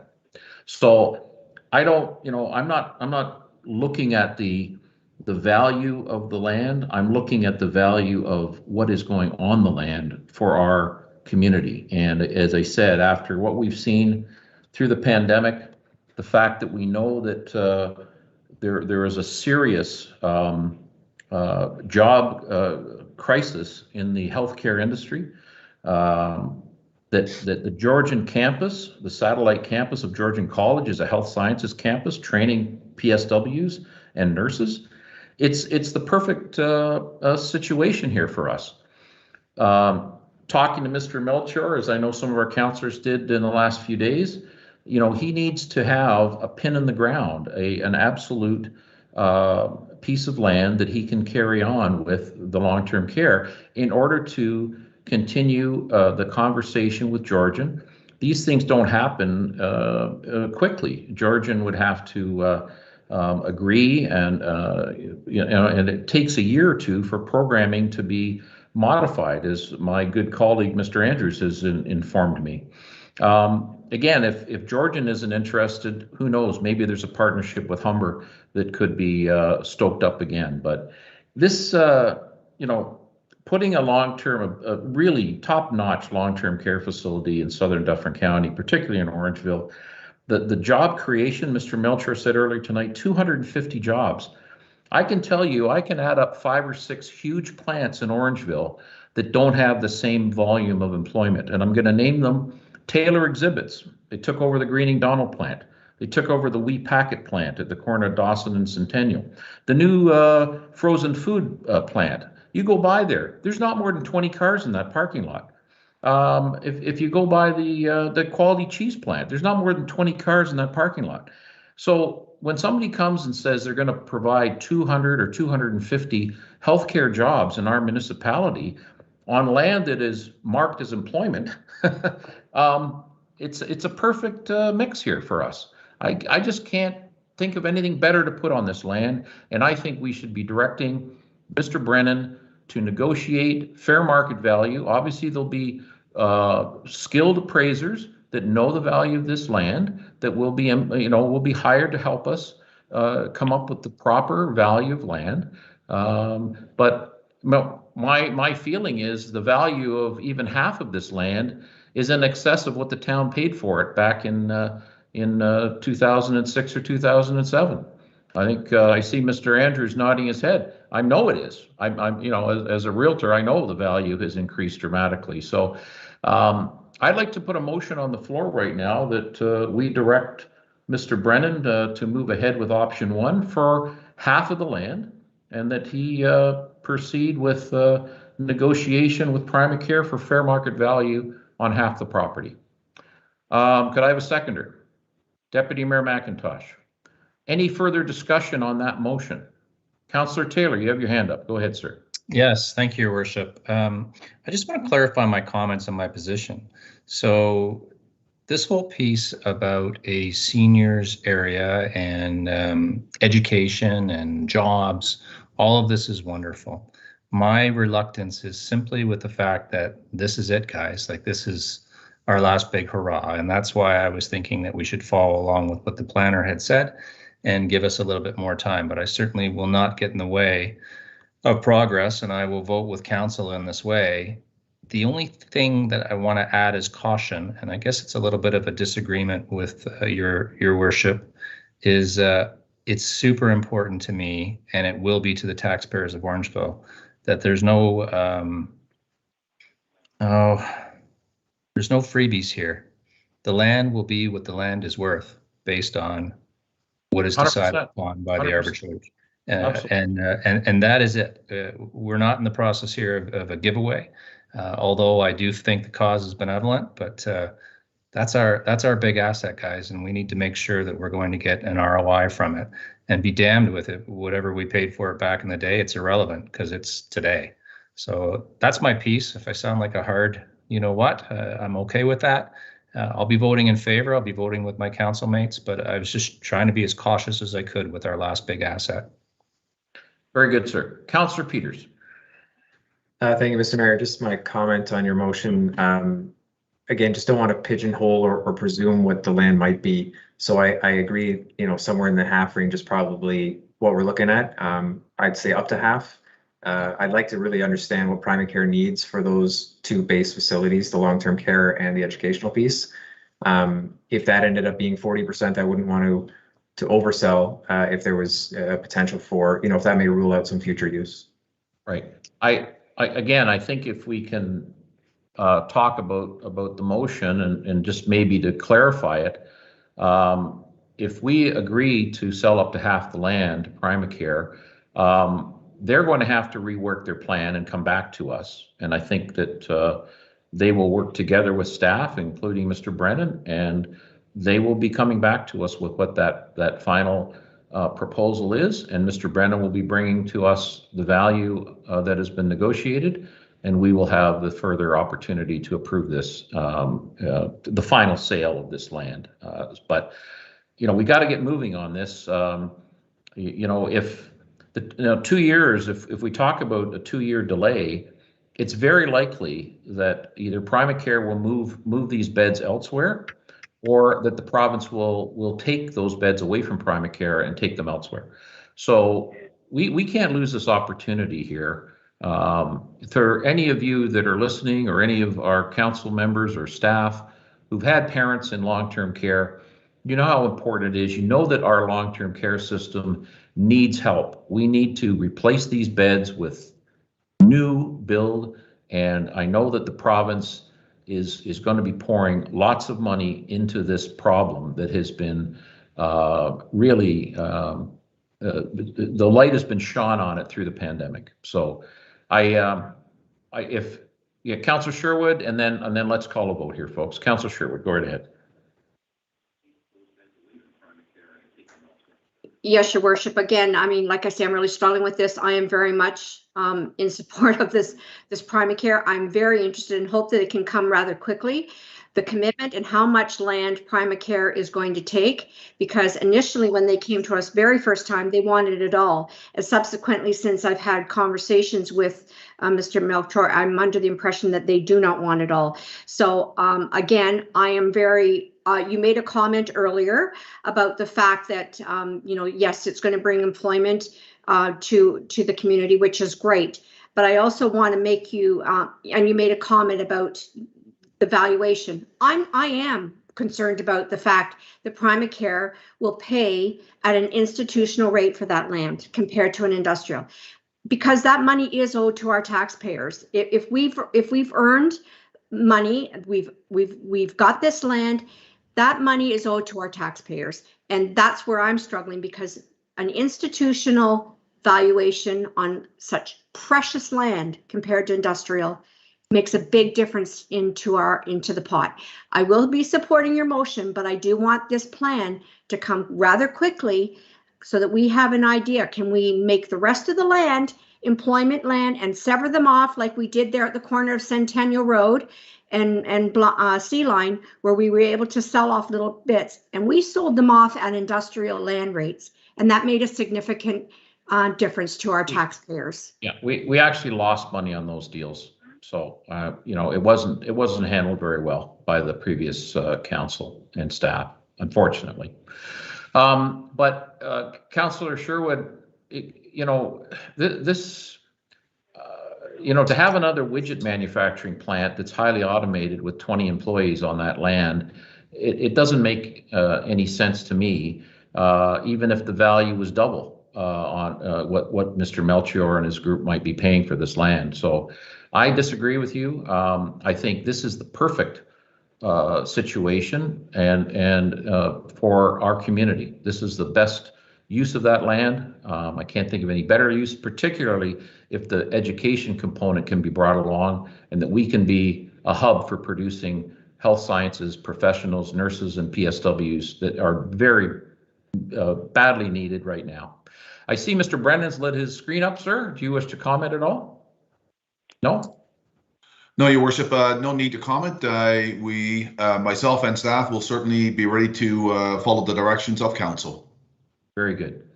Okay, so just to rehash this motion, it was to direct staff to negotiate with Primacare up to half based on the campus proposal of this land. Deputy Mayor McIntosh, yes.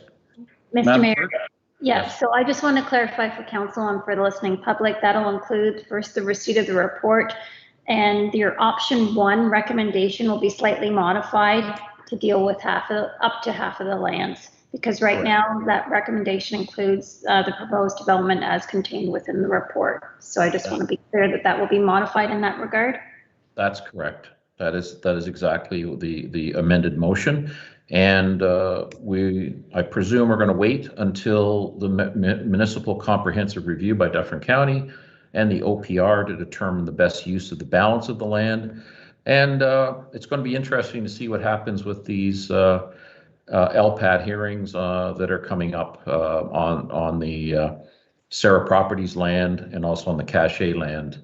But I think this is an excellent move for the town to move ahead with this type of facility.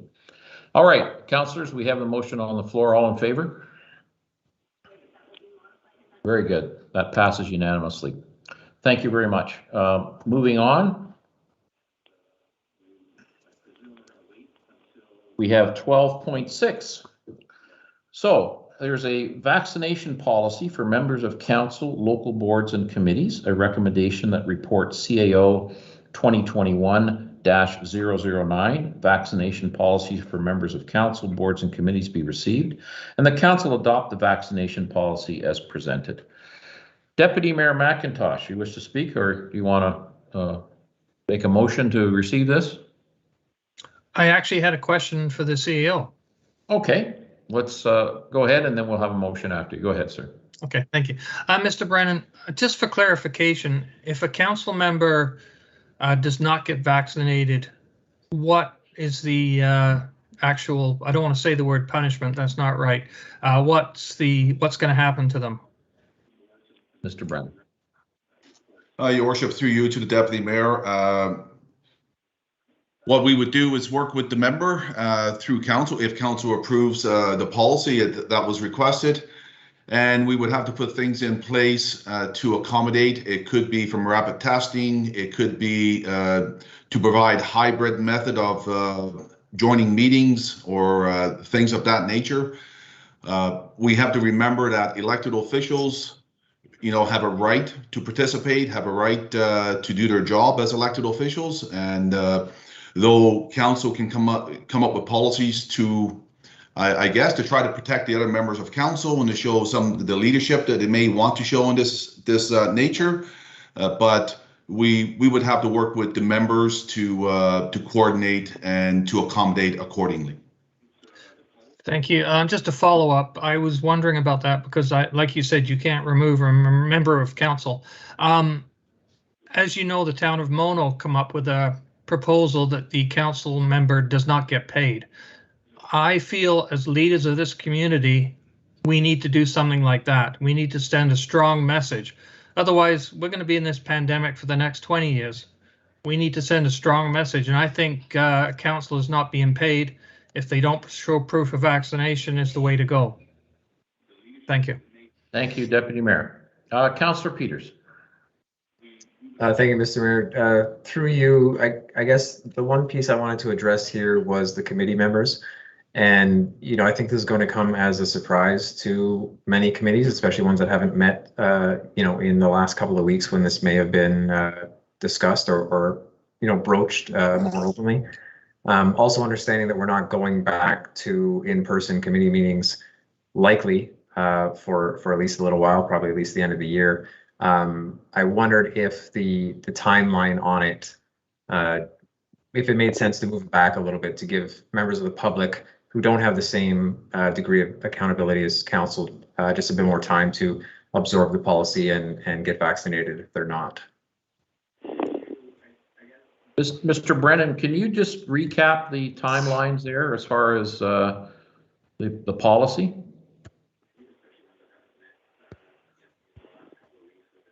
Your Worship, the policy is here, and maybe I'll ask Ms. McKinney to speak to this as he went through.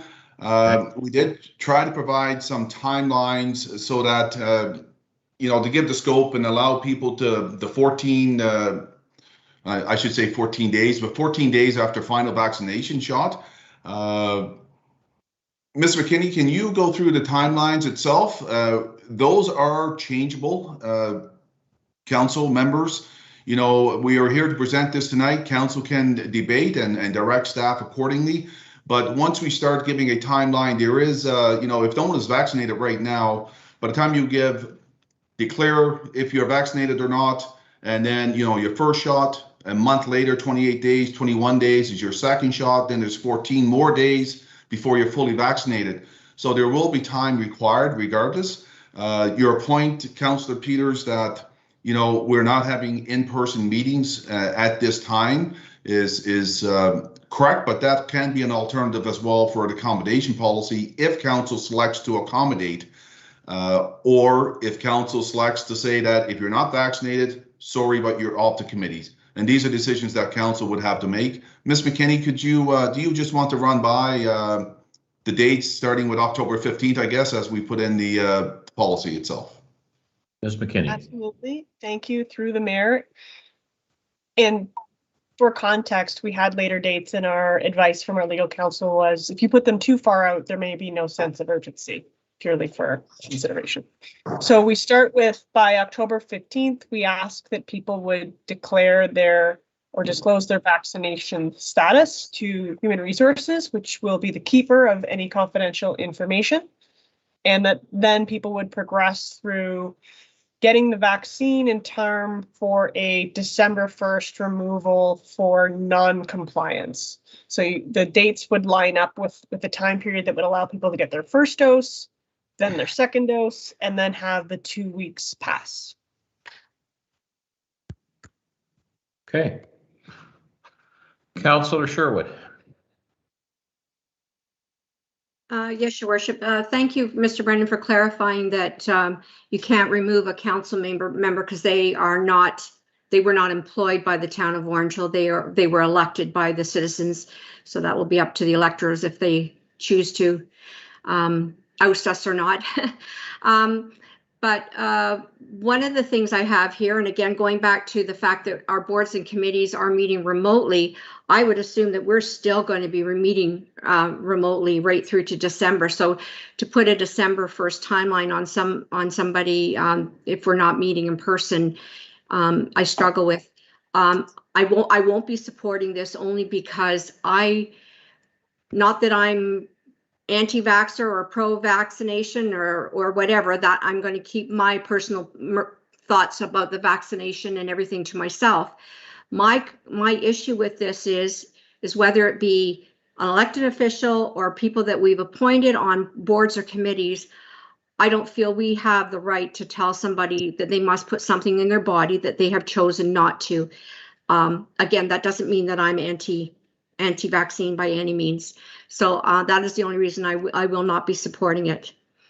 And just to follow up on that, for people that are watching from the general public and they want to know, I've had some people ask me why we are just approving a policy for council, committee, and board members and not the staff vaccination policy. And I'm wondering, Mr. Brennan, if you could please address that. Mr. Brennan. Oh, Your Worship, through you to Councillor Sherwood, to specify or to address the one on staff, the delegation of authority for such policies have been delegated to the CAO. As per previous discussions with Council, the CAO would be bringing in such a policy in the near future, and that's my explanation. As per protocol, from that of a staff policy and administration, operational side of it, such authority has been delegated to the CAO through the CAO bylaw. Thank you, Mr. Brennan. Thank you. Councillor Peters and then Deputy Mayor McIntosh. Councillor Peters. Thanks, Mr. Mayor. Through you to Mr. Brennan or Ms. McKinney, can you elaborate on what an approved accommodation plan might be? And I'm speaking specifically about committee members here, where, again, to Councillor Sherwood's point, there may be some more controversy. I think the councillor piece is quite straightforward, but what might a plan look like and who approves whether that plan is a go? Ms. McKinney. Through the mayor to the councillor, as it stands, the proposal is that there would not be accommodations in a hybrid model made for people who choose not to be vaccinated and do not have a approved exemption, be that through the Human Rights Code or extenuating circumstances. If they do have an approved extension, then we would be looking at things like the rapid testing, hybrid models, and things of that nature, that information continues to evolve. So if I could just expand on that, Mr. Mayor. Again, I'm trying to think of the obligation. I mean, we're talking about volunteers and their position on the vaccination, other than obviously within close quarters with other people, may not have influence on their ability to contribute to committees. And I think we know we already have a bit of a shortage when it comes to volunteers and specifically on the committee end. So I guess I'm just struggling with turning people away if they were able to still participate remotely and be productive members of a committee and sort of leave that other decision out of it. But I'll let Mr. Brennan comment.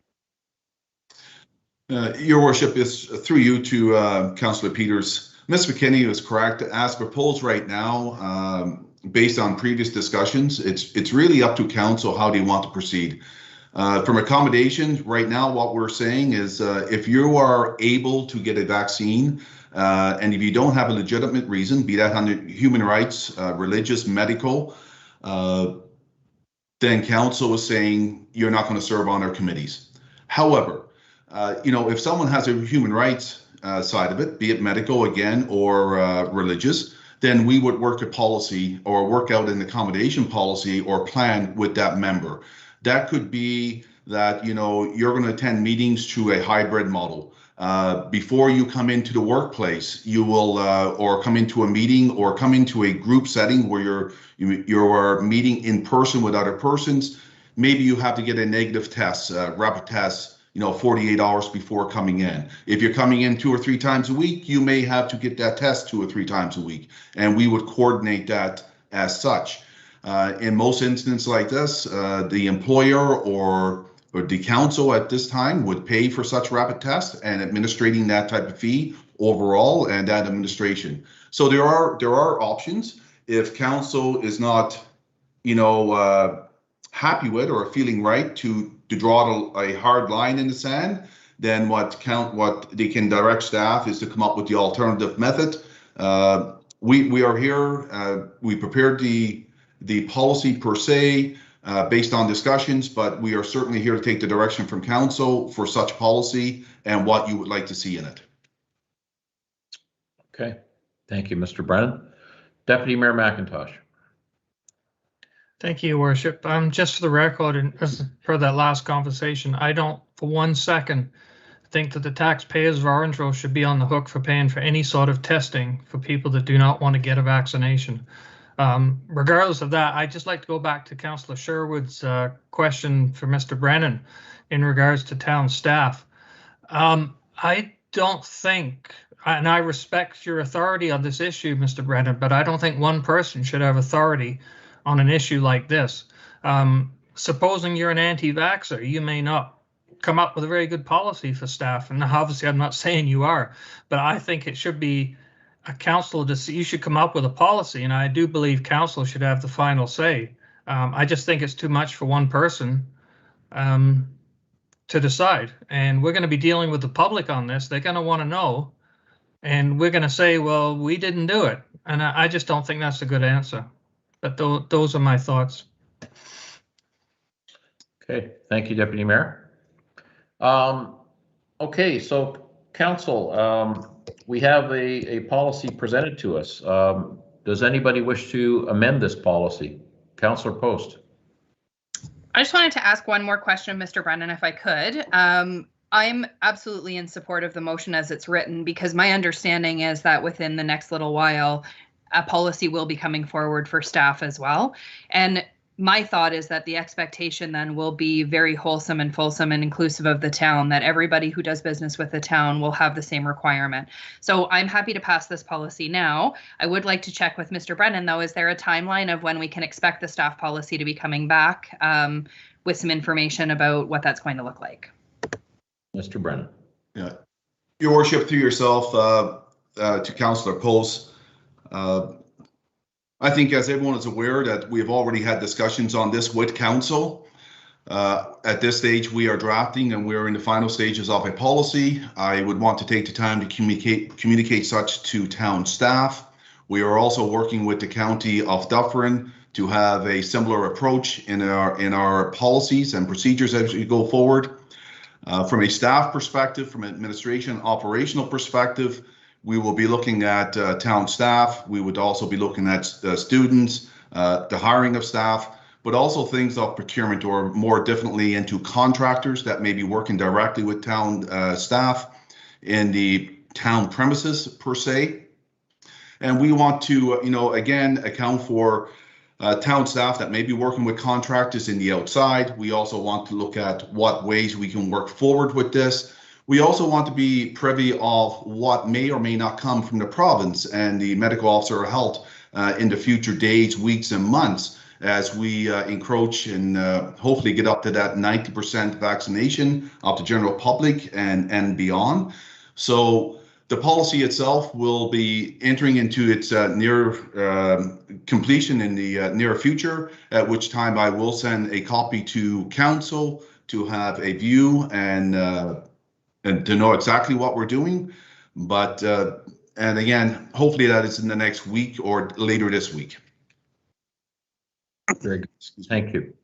Deputy Mayor McIntosh, and then we've got Councillors Sherwood and Taylor. Deputy Mayor. Thank you, Worship. I'd just like to make an amendment that something to the effect of council, will not get paid after that date if they don't show proof of vaccination. Again, I think we need to send a strong message to people We are the leaders, and we need to show a strong commitment to this. And I think there has to be repercussions. And I think that's the only one we can really do is take a person's pay away. Thank you. Right.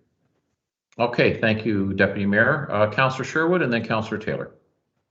So again, Your Worship, I just want to make clarification because I listened to what the CIO, how he explained in saying that the staff vaccination policy has been delegated through him. He's going to write the policy and it's going to be implemented by him. Yet I listened to Councillor Post, who's just saying that policy is going to be coming back to council. So it's going to come to council, but we're still not getting an opportunity to approve it because the delegation is falling within the CAO. I'm in line with what Deputy McIntosh states. I think something as serious as this should be approved by council in whole, as it has done in other municipalities. So Councillor Post, am I misunderstanding that we're just going to be accepting and reading this report from the CAO, the policy, but we're not going to have any input or direction in that? So I just want to clarify on that from the CAO and also did I misunderstand Councillor Post?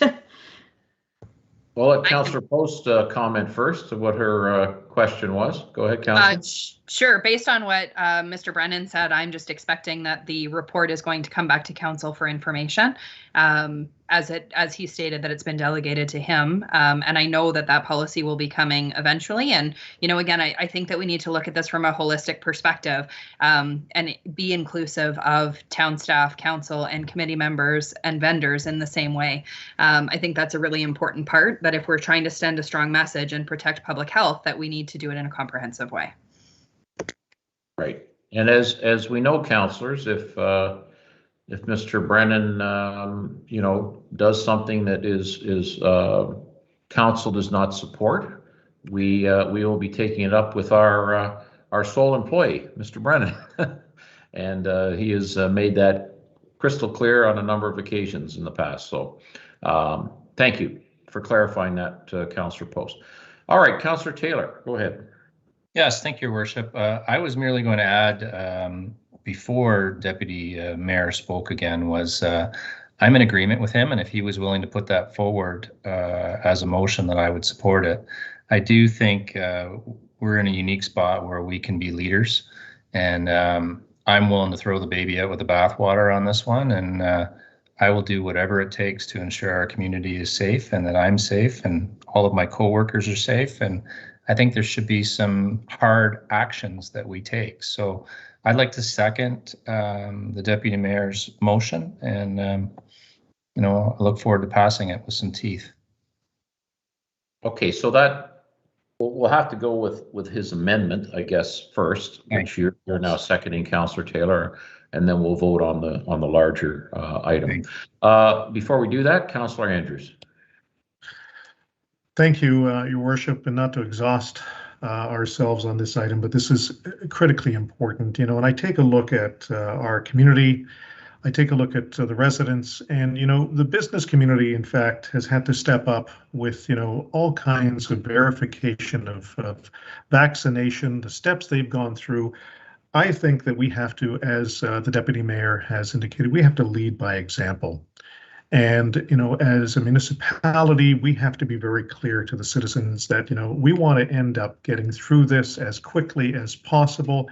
And this is sending a very clear message as far as I'm concerned. So, you know, that's all I have to say. But I think that, you know, if we do not end up drawing the line in the sand, you know, we're going to be dealing with this for years to come, let alone months. So let's just make a decision and move forward, please.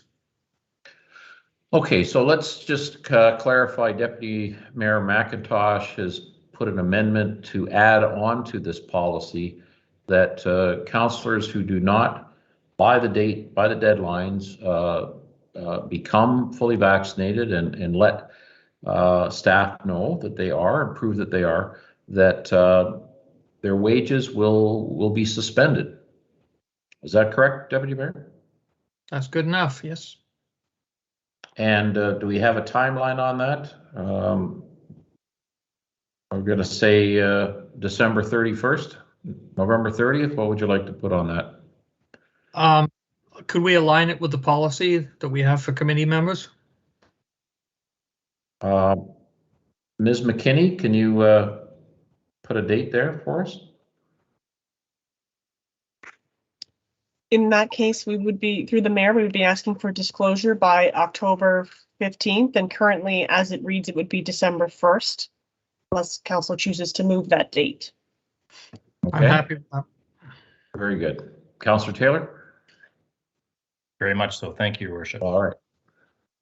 Okay, we're going to vote on this amendment first. All in favor? So we're just voting on the non-pay, not the original motion of. Correct. Okay. Correct. Non-payment. All in favor? Opposed? Councillor Sherwood. Now we're going to move on to the 12.6 as it was as it is printed. That is the report CAO 2021-09 vaccination policy for members of council, boards, and committees be received, and the council adopt the vaccination policy as presented. We do have an amendment. Somebody want to make that motion? Councillor Taylor, seconded by Councillor Andrews. All in favor? Opposed? Councillor Sherwood is opposed. Thank you.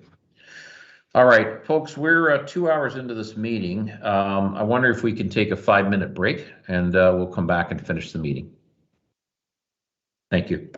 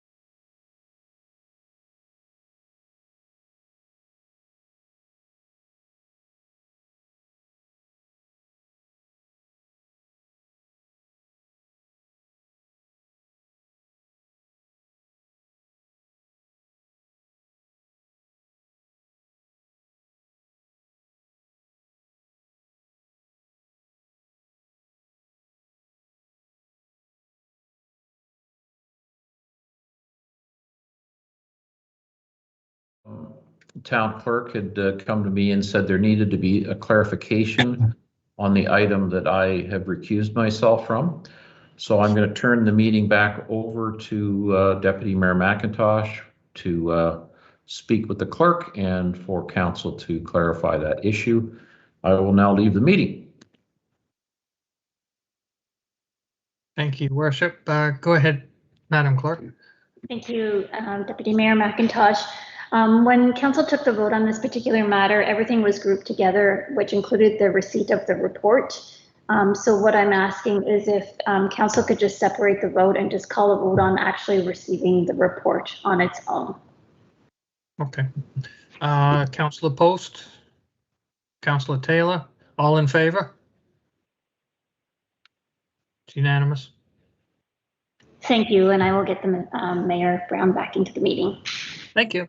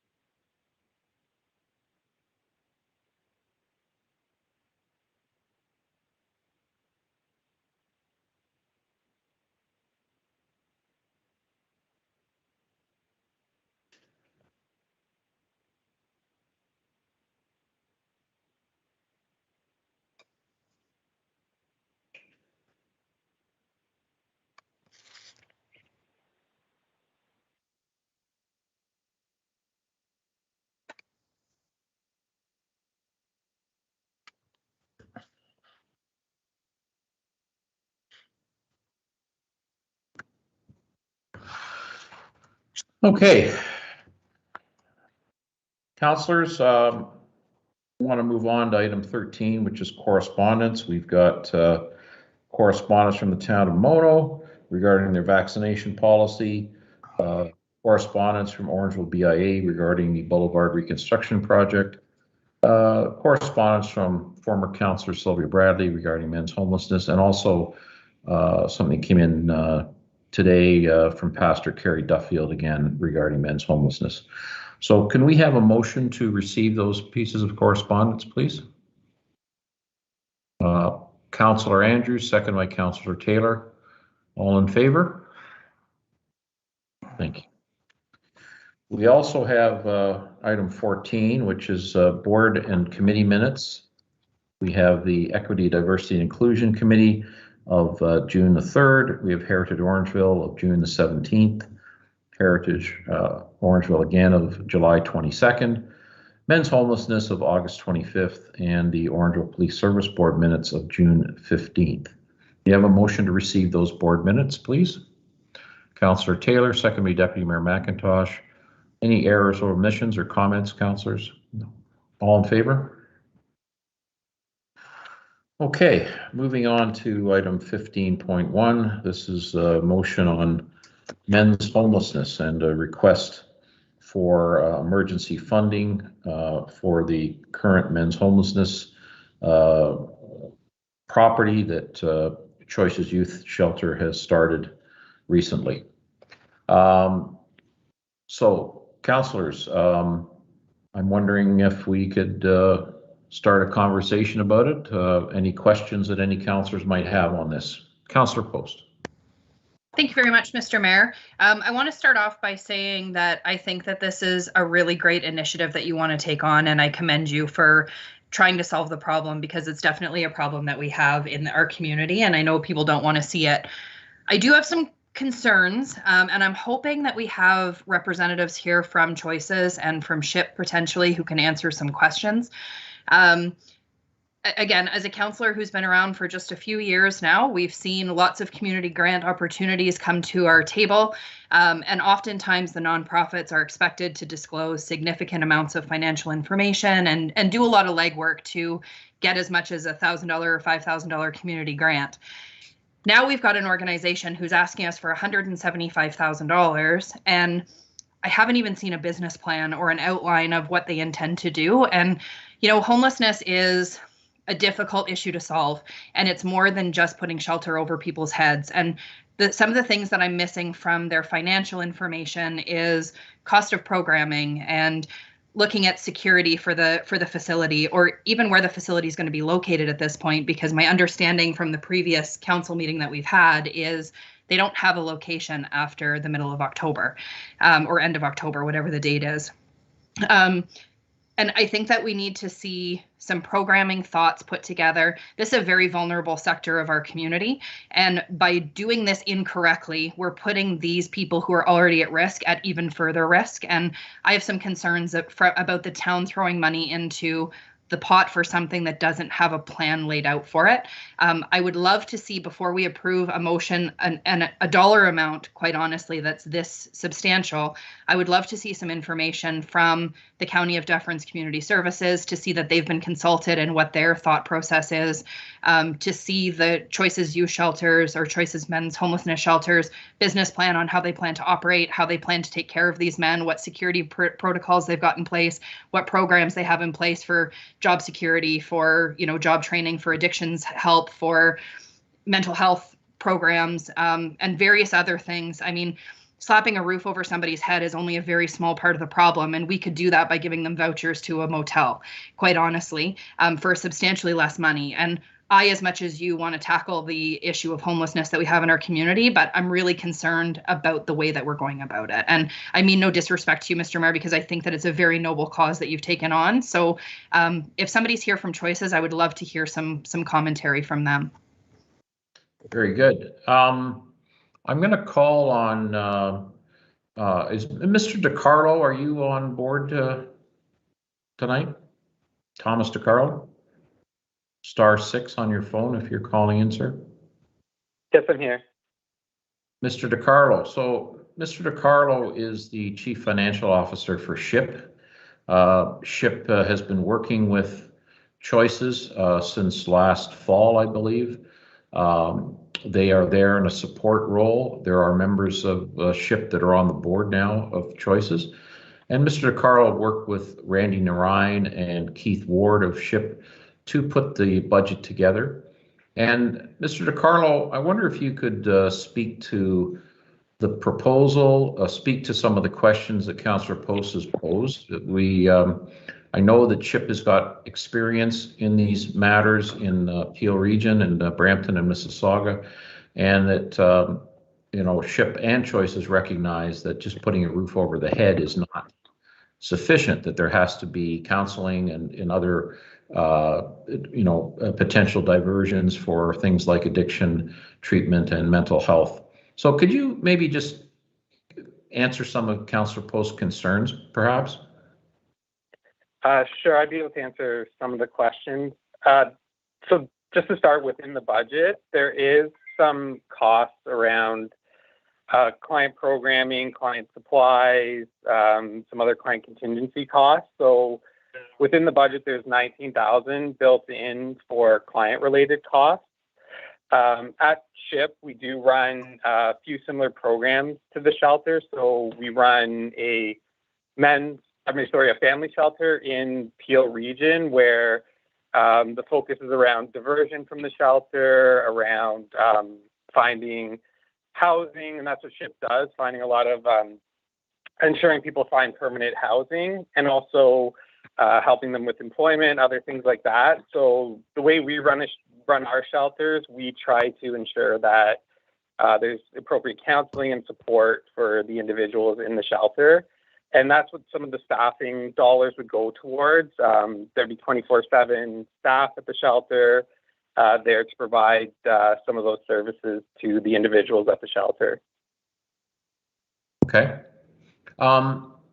So I guess what some councillors have mentioned to me, Mr. DiCarlo, is that expanding upon and Councillor Post referenced a business plan to have a little more comprehensive sort of information about the operation of the shelter and these potential assists that residents of the shelter might need.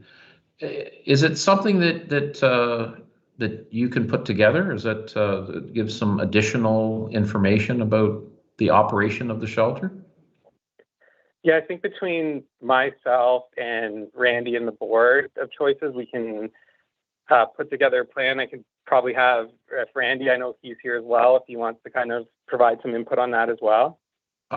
I did speak to Randy earlier this evening. He did, I did talk about this, and he mentioned that, of course, time is of the essence, as we know, regarding the lease arrangement that is currently in place, and that this emergency funding was sort of critical to move forward to find not only accommodation but also to confirm employment for those working in the shelter. It's been very difficult in all aspects of government, including social services, to find employees, and it's been difficult, particularly if there's some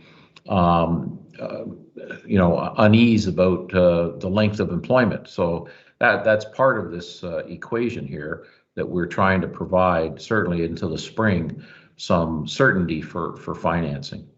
So what I'm wondering, Mr. DiCarlo, if we asked you to put something more comprehensive for council, is it something that you could provide to us by the end of this week, for instance?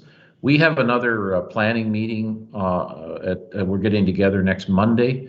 We might be able to tag on some further discussion about this that for council to consider at that time, which would be able to allow you to hopefully receive this funding and move forward with the program. Is that something you might be able to do? I'll ask Randy to respond to that, because he'd be the one who'd kind of be able to provide more information on getting the plan together. Right. Randy, are you there? Yes, Mr. Mayor. This is Randy Narayan. So some of the I understand your concerns. I thought you were talking about just giving vouchers for homeless men for hotels, and that is actually what's being done for some men right now. Unfortunately, it doesn't work. Help them find a job. Unfortunately, it's very difficult for us right now, especially with funding being the issue. We are running out of time. We have till the 15th of October to be out of the homes that we're in right now. The problem I have is with signing a new lease at a new facility, I can't unless I have secured funding, and staffing is a major issue. I have a couple more interviews lined up tomorrow for permanent members for the shelter, and everybody's questions have been the same. Everybody who interviewed this week and coming up is, how long is this term for? How long am I going to be there? And that's the hardest part. And unless I can give someone a time, it's very difficult. We can put a business plan together. We were hoping tonight we could vote on this, but that's fine. I'll see what we can do. And if in a week that's all you can do, that's fine. We'll put something together for a week. Okay. Councillor Post, is that what you'd like to see happen? Yes, Mr. Mayor, I think that's definitely some of it. And Mr. Noreen, I wasn't intending to say that we can just throw people into a hotel. What I'm saying is I understand the sector. I understand the social services sector. And what I'm struggling with is that when we have a homeless shelter that's been kind of thrown together without long-term plans, I'm worried that we're in more of a vulnerable situation for these people than we started out in, or as vulnerable anyways as they started out in. I'm struggling with the fact that you don't have a long-term plan of where you're going to go, and I understand that some of that is contingent on funding, and I think we need to find a solution there. But I think the funding from the town of Orangeville can't be your only answer either. I think there needs to be a more robust and sustainable solution to make this successful. I want this to be a successful venture and not a failing venture. And I'm scared that if we just throw money at it, we're not solving any of the problems. We're not solving any of the problems for these men either. In fact, I think that we're putting them in a more vulnerable situation. Okay. Can I speak to that? Sorry, go ahead, Mr. Narayan. So the program, the shelter itself is literally just a mimic of what Choices is. And Choices has been around for a long time, and we have a pretty good track record for what we've been doing with the kids. And it's the same thing with putting to the men in terms of a long-term goal. You're right. I do have a long-term goal. I haven't put it out there, but it's also depending on the funding that I get. And unless I was to get the funding, there would be no shelter. We put this together because we saw an opportunity that we had there. Everybody's been talking about you need to solve homelessness in Orangeville. So we've done it. We've put out something that could potentially help out with the homeless situation for the men who have nothing in this town. Now, in terms of longevity, in terms of funding, you're not our only hope. We are looking at county for funding. Unfortunately, it takes a while to go through the process of county, and we wouldn't get the funding in time that we need to continue on the shelter. So in talks with some other councillors from Orangeville and the mayor, we put together this. So the Mayor Brown put together this motion to potentially get the funding from Orangeville Council, and that's what we've done. If you want more information on it, you want us to put a business case together, no problem. We'll do it for next week. Thank you. I appreciate that. Along with that, if it's possible, sorry, Mr. Mayor, I don't mean to interrupt you. If it's possible to just also see some commentary from the County of Dufferin, because this is normally would fall under their umbrella before it would fall under the municipality of Orangeville. I would just love to see some commentary to show that there's a guarantee of some matching of funding, or that there's, some collaboration that's being done with the county as well. If we're going to take this on as a municipal level, I think we need to embrace this as a full county initiative. And I'm happy to have the town of Orangeville be a part of that, but I'm not ready for the taxpayer of Orangeville to be the only solution. So as part of your business plan, if we can just see some of that commentary from the county, that would be really helpful as well. And sorry, I'll let the rest of my councillors have a comment. Okay. Thank you, Councillor Post. Councillor Andrews.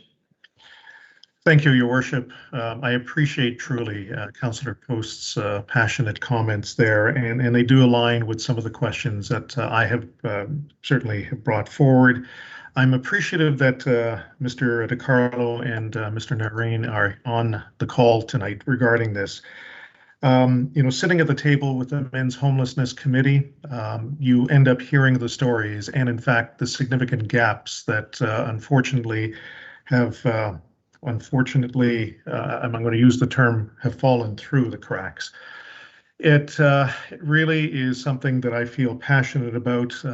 I do like the idea of potentially deferring this to next Monday, Your Worship, with the idea of having a little more information. As you know, candidly, I asked for clarification regarding some budgetary information. That's the world I come from, and much of that information was provided. Yet, I still would like to see a little bit more from a business plan perspective.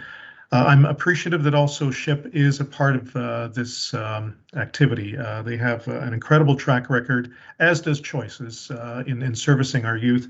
But we need to make sure that we are doing the right thing at the right time. There is desperation in our community, as has been shared by some of the pastors who have communicated to this group previously, and even with Pastor Duffield and his correspondence.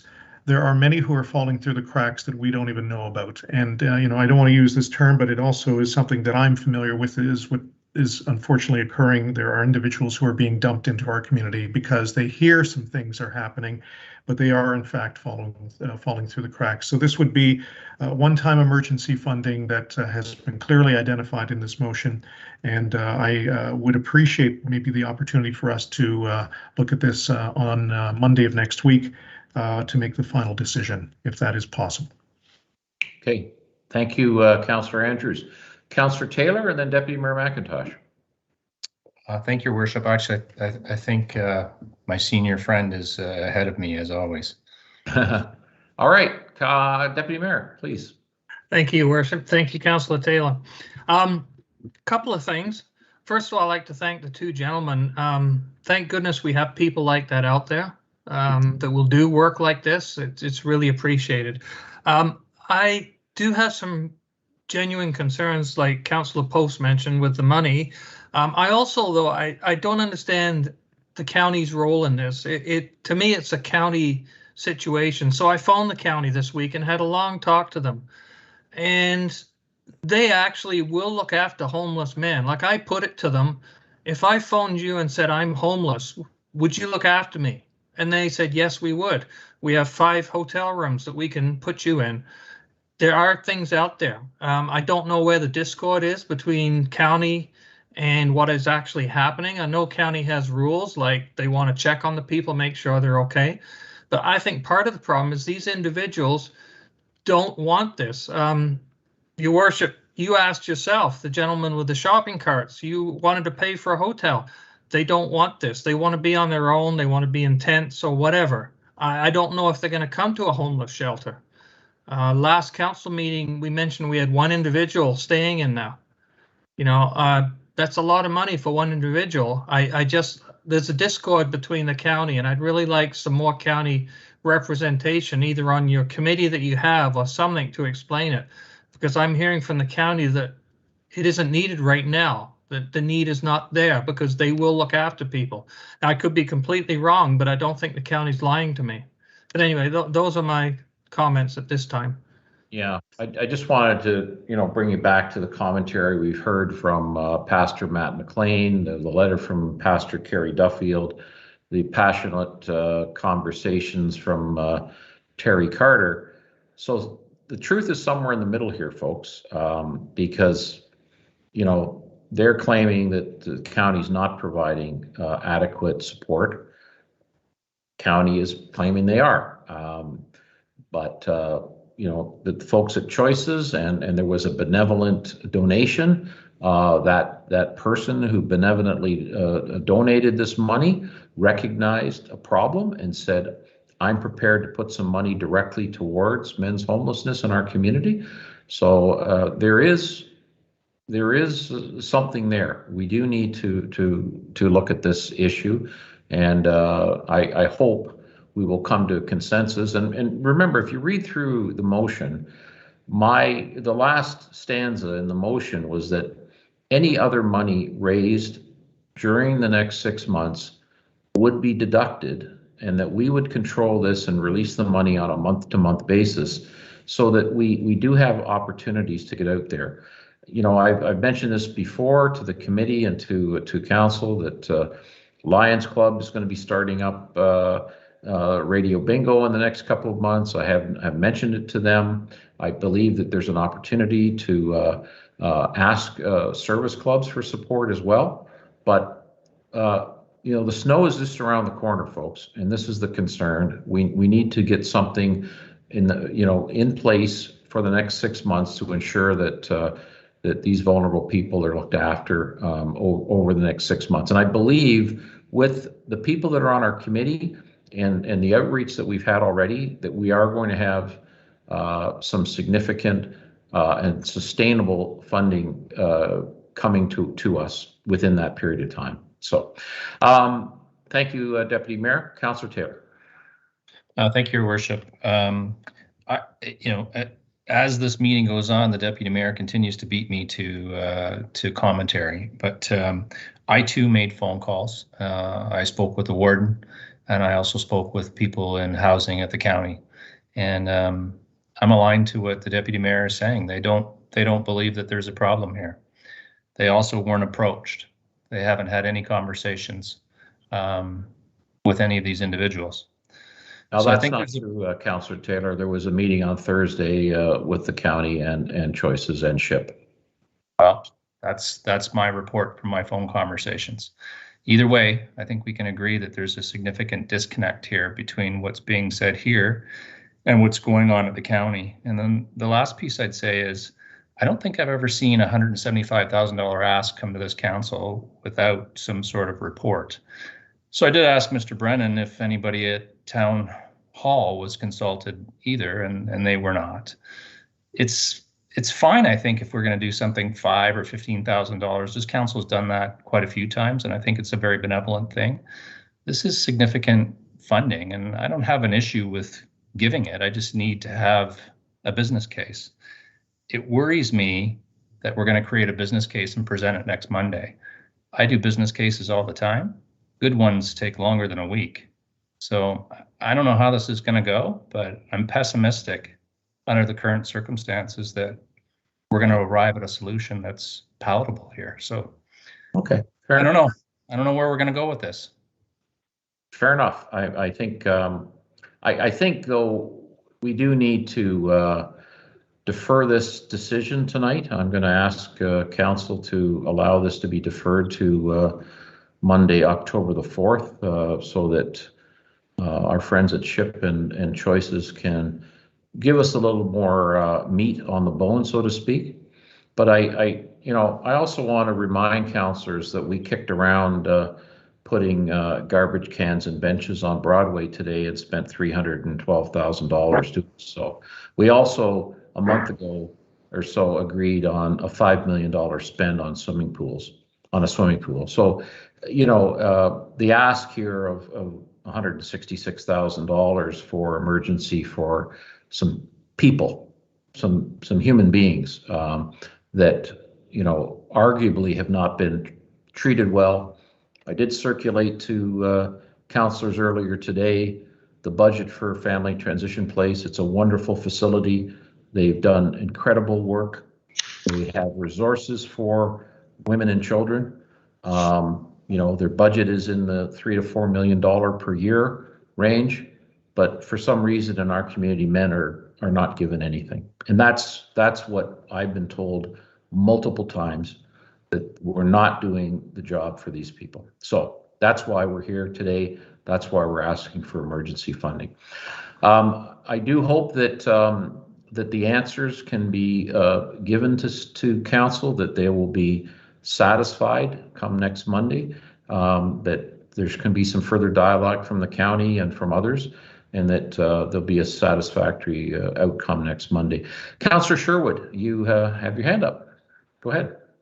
Yes, Your Worship. Perhaps you could ask Mr. Nairn if a week's enough. I tend to agree. A business case can't be presented and given to us, and I know time is of the essence here because of the arrangement only till the end of October. But I just can't see a business case sufficient enough to justify that kind of money being prepared in less than a week. I just asked the CFO, the Chief Financial Officer, whether he can do it, and he did say with the agreement of Mr. Narayan that they would be able to come up with something in that period of time. So, okay. So can I continue to comment then? Go ahead. Being a resident here 42 years, I know that homelessness has existed for all of that time, and it will continue probably even if we have shelters. But sometimes I feel that the county's failed us. I've also called and spoke to the county, and they seem to think there isn't an issue, but yet they will tell you that there are still a significant number of people on this list that are homeless. So, and the other thing that has me concerned is we're funding the county through our tax levy and funding this as well. So it's a two-parter where I have a real, issue about that, because, we're basically paying twice. This is why I really want the county to step onto it. I'm happy to hear that Choices and SHIP are working with the county to make application. I'm asking you, Mayor Brown and Deputy Mayor McIntosh, as representatives on Dufferin County Council, will you be bringing this forward in the future county for them to maybe match what we're already suggesting here? Yes. Yes, there's definitely has to be a discussion at county council about this. I've already had some conversations with other county councilors, so yes, we will be bringing that. However, as Mr. Narayan has said, time is of the essence right now. The current facility lease is running out, and they do need some sort of a backstop on financing. As I said before, I believe that there are other buckets of money out there. We're going to find them. We're going to create a sustainable funding for this, and we need a little bit of time, and that's why we're asking for this at this time. Mr. Narayan, you're on the line. Could you please comment on the business case, please? So we didn't just start, or I'm at least not going to just start the business case today. We've been working on this for some time now. We are actually going through the motions with county to try to get funding. We had actually postponed our last meeting with county because we didn't feel our business case was adequate enough to put forward to them. So this is not something we're throwing together in a week. We've been working on this, and it's very close to being completed. So that's why I have no concerns that it'll be ready for Monday. Okay. All right. Very good. Mr. Mayor, if I just may, before you call the vote on the deferral to October 4th, I just want to understand council's expectations as to when they will receive the information, because I did hear just Monday, so that means it would be released as part of an addendum and you wouldn't have it until that time. So I just want to make sure that council is satisfied with that. Mr. Narayan, could we have a commitment maybe to have this by Friday so that councilors can have it over the weekend to digest? I don't see that being an issue. Okay, very good. Councillor Taylor, do you have your hand up again, sir? Go ahead. I do, thank you, Worship. Given the disconnect between the county and you're saying that they've been contacted, and you know the deputy mayor and I are hearing something different, could we also please invite them to the meeting and have their expertise as part of the conversation? I think it would be very appropriate. And if there was any expertise or thoughts from our town staff, I think that would also be appropriate. Right. Very good. I agree with you. Okay, so councillors, again, the vote right now is just to defer this item until next Monday. We'll sneak it into the planning discussion that is on the board for next Monday in a public meeting. Hopefully, you'll be able to digest this information, and we'll invite some other people, as Councillor Taylor suggested. Perhaps Carol Barber from the county or Anna McGregor might be able to join us. Good. Are we all set then? So if we could just, I'll make a motion to defer this if we could second it. Councillor Taylor? If I may, I wonder if it's also appropriate to have the warden come and offer his perspective. He hasn't been to this. He's the lead of it. I don't think the warden is an expert on homelessness at all. I think, you know, the town staff and the county staff, I should say, are the ones that we need to have speak to this. I don't think the warden, does he have something to add in Melanchthon on homelessness? I doubt it. I don't think he's in Melanchthon, sir. He's the warden of the county. Well, okay. Fair enough. We'll speak to him, but I would prefer to hear from the experts in social services. Anybody else have any comments at this moment? Can we have a seconder to defer this, please, till next Monday? Councillor Andrews, all in favor? Very good. Okay, moving on to notices of motion at meeting.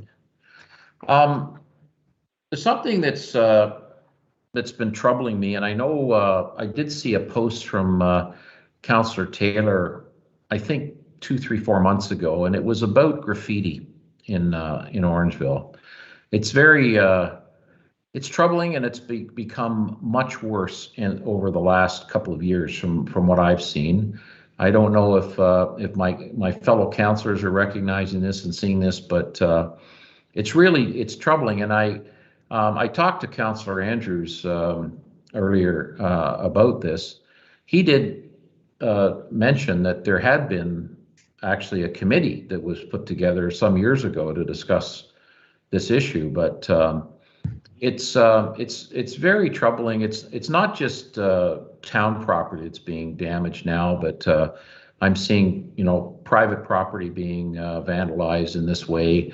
You know, I don't find it art at all. I don't think it's creative. I think it's just vandalism from what I've seen. And I'd like to, you know, maybe put a motion out there that we have direct staff and perhaps our local police to look into this and come up with some ideas, some solutions to help address this issue. It's really we have a beautiful town, and I think this is a small number of individuals that are doing this. I see the same kind of tag quite often in town. So we should be able to identify these people. Maybe there's a reward system to turn somebody in that does this. I don't know what all the solution is, but there are cameras out there. There are individuals that have cameras in their front doors. I think when people see these things, they need to report them, and we need to try and narrow this down. Anyway, Councillor Andrews, you've got your hand up. Yes, I do, Your Worship, and thank you for the opportunity to discuss this not only privately, but just very quickly for my other colleagues on council. I was a part of a community committee which in fact looked at graffiti. And at the time, this was brought to the attention through former members of the BIA and other business leaders, as well as our former Orangeville Police Services. And what came about in the discussion was, in fact, ways of responding and educating people. Defacing someone's property, vehicle, and so on and so forth can be very expensive to rectify. And I think if there's an opportunity for us to maybe work with our OPP detachment to see if there's a way to take a look at supporting some committee that is reformed. This is not to add more to everyone's plate, but I think it's imperative that we take a look at this issue. I know that Parks and Rec also had been a part of the discussion, and they came up with very unique ways of allowing those that had maybe a creative flair to utilize some designated areas. If I'm not mistaken, it was over at the skate park, which seemed to alleviate the issue for a period of time. But Your Worship, you are absolutely right. It seems to be a period of escalation. I think those that are mischievous and have nothing else to do are in fact causing some concerns in our community. The one other point that I did share with you is that we really, outside of some of the neighborhoods, we don't have a community watch program. And that might be another way of tagging this particular issue with some of the community watch areas that could be implemented. Again, I would possibly refer to the police chair, in this case, Councillor Taylor, to maybe put something forward to our OPP staff as well as the team there to see if there's a way that they may have some expertise that might be able to resolve some of these concerns that we have growing in our community. Yeah, thank you, Councillor. I think maybe our communications team at the town can also maybe put out some, information and let people know to keep an eye out for this. Surely there's people that know who's doing this. I mean, I think we need to get to, I don't know if you're ever going to stop it, but it's certainly seen in my tours around town. There's a real uptick in the last couple of years here. Councillor Taylor. Yes, thank you, Your Worship. I appreciate both of you gentlemen and your thoughts on this issue, and I think you're both spot on. I just wanted to bring up a clarification, if I could, and Your Worship, you brought up social media posts, and I think something got lost in translation, and that is, I tried to make the point that it's costing taxpayers money, and people were trying to understand how this could actually cost taxpayers money. And the reality is when Mr. Jones's team has to go out and clean areas. Wayfinding signs on Hanson, for instance, or the hydro company has to repaint the transformer box. This is costing. Mr. Jones's contingent of folks are very, very, very busy, as he is. And we're just taking them away from other capital projects that we want them working on. And this is taking us backwards. And we're using their time and having to spend our hard-earned money on their labor to clean and fix things as opposed to progress things. And it's so disheartening. I thank you for bringing it up. Yeah. Okay. So moving on, new business. Any new business, folks? Councillor Andrews. Yeah, thank you, Your Worship. I actually have two, one of which you made reference to very early in our meeting, and I would just like to bring to the attention of not only members of council, staff, but also our community. We do have the National Day of Truth and Reconciliation, and the DCCRC is in fact going to be holding a vigil on Thursday between 5:30 and 6 p.m. They'll be gathering at the Alder Arena by the flagpole. At 6 p.m. candles will be lit. Then there will be a socially distanced walk to the garden, the healing garden. At around 6:15, we will have some speakers, and also community elder Karen Vandenberg will be providing a closing prayer. So it's our community's recognition of this very important day. And I'm hoping that members of the community can come out. And again, please, if you are, remember social distancing protocols and wear a mask as well. And the other thing I would like to share is that through the Orangeville Economic Development and Culture Office, very pleased to say that we have a virtual presentation of Terry O'Reilly, who is going to be presenting a virtual themed event called Jump the Fence, the Power of Counterintuitive Thinking. So pleased that we do have Mr. O'Reilly, who is very well known internationally for his marketing background. And some of it is going to also focus a little bit about the COVID recovery. There is a process that individuals who will be joining us must register, and that information is in fact on the town website too as well. Great. Thank you, Councillor Andrews. Okay. Moving on to question period, I know I did see our good friend Adam Thompson, who, Adam, are you out there? Did you want to share something with us? You can press *6 on your phone to join the meeting. I did. Very good, Adam. Welcome. How are you doing today? I'm doing good. Good. I just want to say on behalf of myself and my business, to all my town council, I'd like to report something wrong in our community. I've seen a lot of people walking. They're tripping over the trailer hitches again. I've been seeing lots of them, and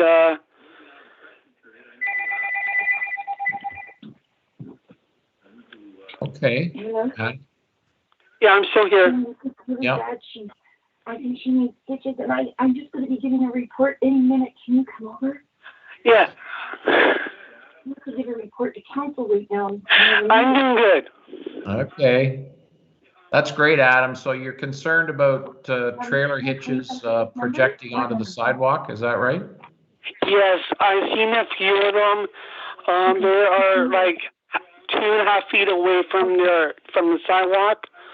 I've seen one person have fallen over once, but there was one on my street. They abandoned their trailer, so it's gone. So I'm very proud of it. The other thing I want to ask about my business, there is a new convention coming up in November. It's for Orangeville Christmas Market coming up in November 20th, 2021. I just want to let my town council know. Okay.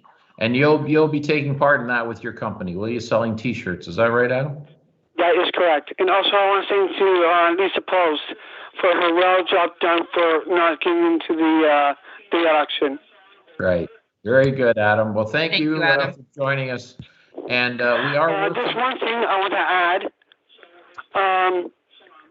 I've been following you guys tonight. I just want to say thank you to Debbie Sherwood, Joe Andrews, and Grant Peters, and you, Sandy Brown. I need a picture of my town council with their shirts at the town hall. I will meet you guys at the town hall. We need to get a picture because I need it for social media. All right, Adam. Yes. We will arrange that in the coming days, and we'll get you over to get a photograph. Okay. Thanks, Adam. Thanks for joining us. All the best. Oh, thank you so much. Bye, guys. Bye-bye. Madam Clerk, are there any other people on the line that wish to ask any questions? Yes. Hello, it's Marco. Oh, okay, Margot, go ahead. Okay, thank you. Thank you, Your Worship and council members. As a former senior human resources professional in the government and finance for 30 years, I've been listening. And I'm really concerned about your decision process concerning the vaccination policy. Have you actually sought Town of Orangeville legal counsel and human resources with regards to the legislated law with regard to the following: the Canadian Bill of Rights, the Charter of Rights, employment contract laws and precedents, privacy legislation, and there's on and on. Are you aware that the vaccine passport is not supported in statute and cannot be enforced? And are you aware there's no liability protection for employers who are informed of the legal issues and can be charged up to $100,000 with the jail term? And are you aware that no employer or person acting on behalf of the employer shall dismiss or threaten to dismiss a worker, discipline or suspend or threaten to discipline or suspend a worker, impose any penalty upon a worker, or intimidate or coerce a worker because the worker has acted in compliance with the legislative act? Are you aware of the enormous financial impact to the taxpayer related to termination and the rehiring process? And most of all, are you aware of the impact to the individual's livelihood without government support at a time when our community is trying to house and feed and provide for the homeless and vulnerable? It appears that you've made these decisions without good legal counsel outside the laws. So I just wanted to bring that to your attention. Well, thank you, Margot. I can assure you that town staff has taken legal opinion. We have consulted with many other municipalities, with the public health department, and all of that has been taken into consideration as we go through these decisions that we're making. But you know, well, it appears to me that it was very emotional, and you just want to set this precedent, and you're out to get them, and without even taking their the individuals' personal and other private situations into consideration. I'm really shocked.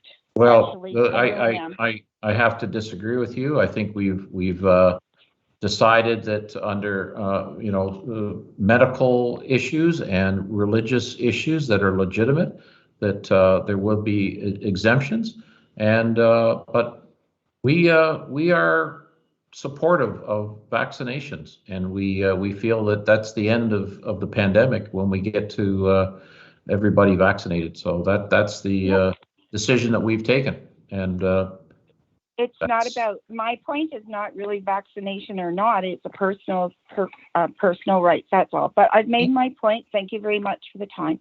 All the best, Margot. Thank you. Thank you for making your appreciate it. Okay, Madam Clerk, is there anybody else on the line? No. Okay, thank you. All right, councillors, we're getting to the end of our meeting. We have bylaws here, and this is a recommendation that the bylaws. Mr. Mayor, sorry, I'm really sorry to interrupt, Mr. Mayor, but you weren't part of the meeting where I have to just make an adjustment with respect to the bylaw recommendation. So 19.3 as printed on the agenda should not be included in the vote on the bylaws. Okay, very good.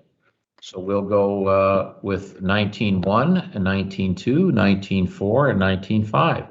Can we have a motion to approve those bylaws, please? Councillor Taylor and seconded by Councillor Andrews, all in favor? Very good. And can we have a motion to adjourn, please? Councillor Deputy Mayor McIntosh, seconded by Councillor Post, all in favor? All right, thank you, everyone. Enjoy the rest of your evening. Night all. Night, everyone. Take care, everybody. Night, everyone. Take care. Bye-bye. Bye.